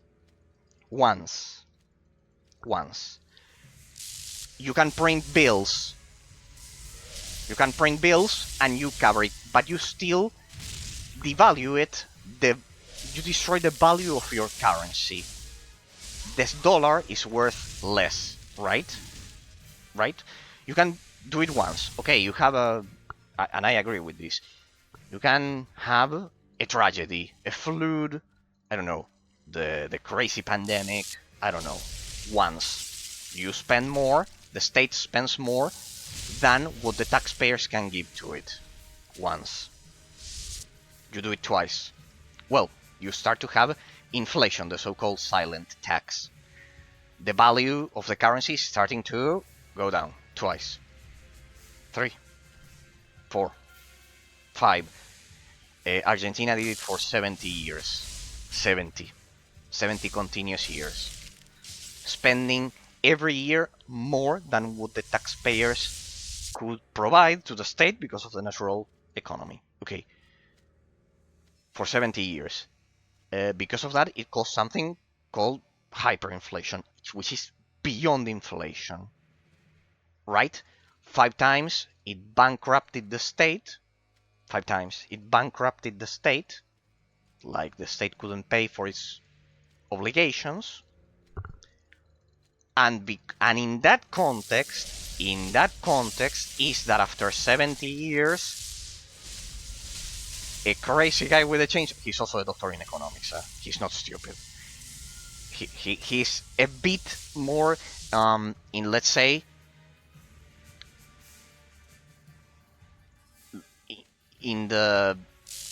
comes from a more intellectual background than for example, I don't know. For example, in that sense, I don't know, Trump or Orban or whatever. He comes from an economic background in that sense. but basically I get the idea. So the context of the guy wielding that chainsaw, that is a chainsaw to the state, is after 70 years of 17,000% inflation. I don't know if I left you speechless, Marcus. I don't know if if you think it's terrible that even so he uses a chainsaw. Either way, basically that's the context that generally they don't include. That after 70 years of inflation, then the people elected, we elected, I voted for him, of course, a mini Trump, let's say. Let's say he's a mini Trump, more economically oriented, let's say. But it does have a context. 70 years of... It got to... In 2023, our inflation was 17,000%. 1.5 per day. 30 per month. 17,000 then yearly. So, well, I bet you see why he won with 60% of the popular vote. Because it was either that or another bankruptcy of the state. So far, he's implemented policies that have fixed everything, pretty much, economically. He is a doctor in economics, even if then he plays the rockstar or whatever. He's not stupid. He's not stupid. He's not stupid. He's a doctor in economics, and definitely the economy improved. The economy improved. The economy improved.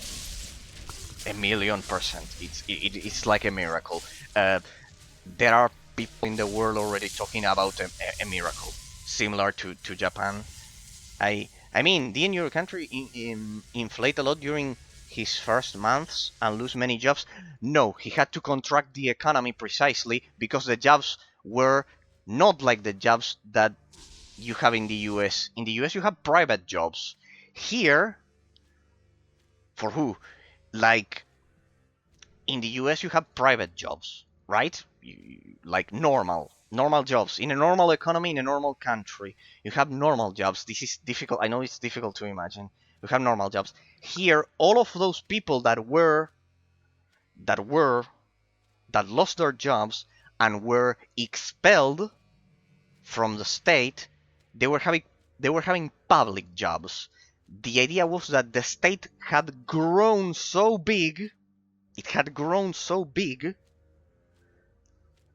that the taxpayers couldn't hold it. Don't know if it's ask me anything. I have no problem about it, and if you think exactly the opposite and etc., because I know that right now in the US it's quite divisive, no problem at all, and I totally respect everything, and no problem at all. I can tell you my life experience. Those people that he's firing from they are public jobs, and they are not precisely public jobs that were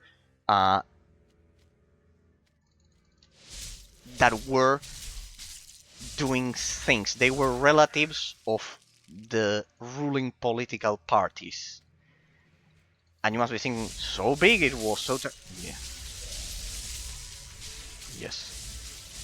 He had to freeze the economy to stop the inflation, precisely as I was mentioning. We got to a point in which we had 1.5% inflation per day. You would go to a supermarket, and in the morning, the price was, let's imagine, if you have to do another politics stream, there is much to talk about, it seems, says Patrick. I don't know. Well, no problem, Marcus. No problem at all. Patrick, gotta go, lol. Okay, no problem. I got a raid, bro. See ya, no problem, Marcus. See you. Hopefully it was more or less. It explained the situation why he's at least wielding a chainsaw and those crazy things. We had an extreme situation as a conclusion, as more or less that it was an extreme situation. It wasn't like the US. It was an extreme situation. 17,000%. Okay. District, how's it going? How's it going, district? But yeah, just so you get the general idea that I was telling to Ambra. Basically that. It was a dramatic situation. When is the next politic stream? Says district. Anytime you'd like, guys. So far, between Ambra and Phantom and Marcus, well, is that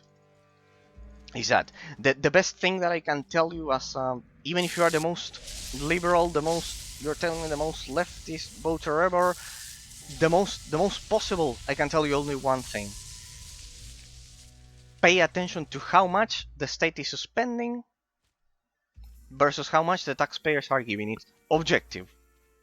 Just that. Then the cultural part, perfectly respectable, each one of us. Perfectly respectable is what I can tell you. If you see that your government is continuously spending more than what the taxpayers can give, there's only one end result, and that's an inflation. And as I've said, here for example, the supermarket. Can I do a politics stream and talk about all of these taxes and prices increase since the start of August? Well, it depends on country, district, but basically the general idea is that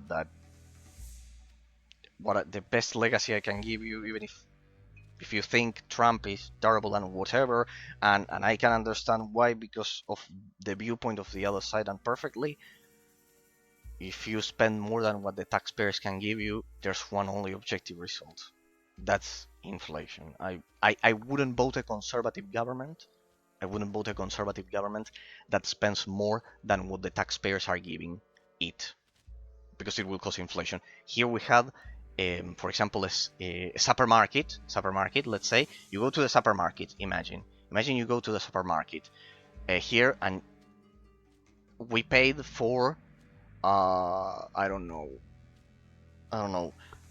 for a banana or an apple or whatever, or an orange, $1 in the morning, then $3 in the afternoon. See the problem? You know how much one bread costs here? 1.6 euros. No, but at district, I'm talking about a totally dire and dramatic situation. I don't minimize the problems that the European Union is having, of course, with the economy and everything. But in our case, it was a dire situation. In our case, it got to 17,000% inflation, as I was explaining to Ambra and to Marcus as well. So yeah, pretty much it was that. Then we can do a politics stream, but I have to go.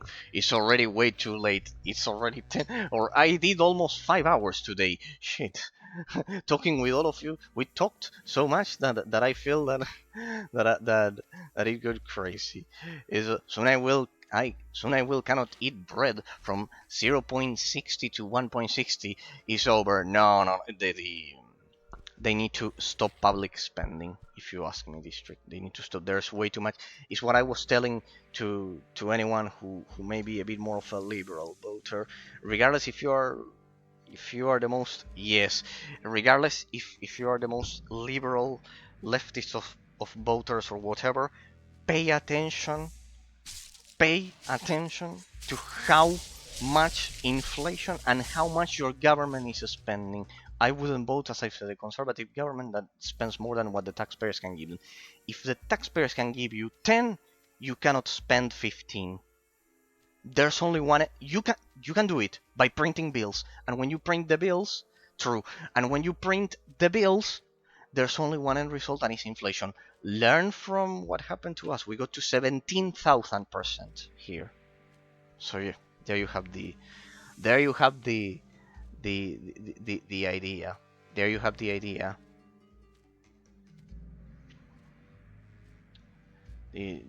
There you have the idea. Pretty much just so you have the general reference. Your streams are the best. We talk about everything here, says District. Well, thank you, District, from the bottom of my heart. Because you never told me what you think of the streams. It's true. But I suppose that if you are still watching them, it's because you love them, basically, and that you all love them. But well, you think they are the best. Well, thank you from the bottom of my heart. Thank you for that. No, today we talked about pretty much everything, with Ambra, with Phantom, with Marcus as well here. And what I love is that that you all have your own opinions. It's absolutely incredible, and I love that even if you all have your own opinions, you all give kind of like a unique perspective of it, and we can debate like civilized individuals. Like in most streams, people, this wouldn't be possible. It wouldn't be possible. Generally, you cannot speak like civilized, chat like civilized individuals uh, at all. In that sense, it's absolutely sad. It's absolutely sad. It's absolutely sad. Oh well, thank you. This that you say that my streams are the best. I also think Patrick. Patrick is probably training for his competition over at the gym and everything. They're in Hungary, but yeah, well, sadly I have to go. See, you talk so much, you forgot you streamed 5 hours. Yes, indeed. Yes, indeed. I talked so much that I forgot I streamed 5 hours. It is like that, but aren't all like that? Aren't all like that? They should all be like that, in my opinion. They should all be like that, in my opinion, because I could play and analyze any game offline on my own. Here today I lost time. I lost the sense of time. I'm ending at 10 p.m. Okay, people. Okay, I really have to go. I have to eat. But well, district. Yeah, you're right. I get lost in thought. I get lost in thought, district. I get lost in thought. Then I had questions for you, but well, I ran out of time. I had questions for you regarding the real time with post versus turn-based games. Thumbs up, but I ran out of time. District, I really, really have to finish. Thank you from the bottom of my heart to everyone who participated today, to you, District, to Ambra, of course, that we talked a lot, to Phantom as well, to Flying Energies, see ya, to Flying Energies, to Marcus, to all of you, and anyone who might have taken time to watch this as YouTube, or to each body. I love you all, hope you have a great week, and see you all on Thursday, when we'll continue with Titan Quest, people. So, I really have to fly. I really have to get going. Thank you from the bottom of my heart. See you all on Thursday, and well, it particularly warms my heart that you say that my streams are the best. Thank you from the bottom of my heart. Bye bye, people. Have a great week. Have a great week. See you all on Thursday. Bye bye.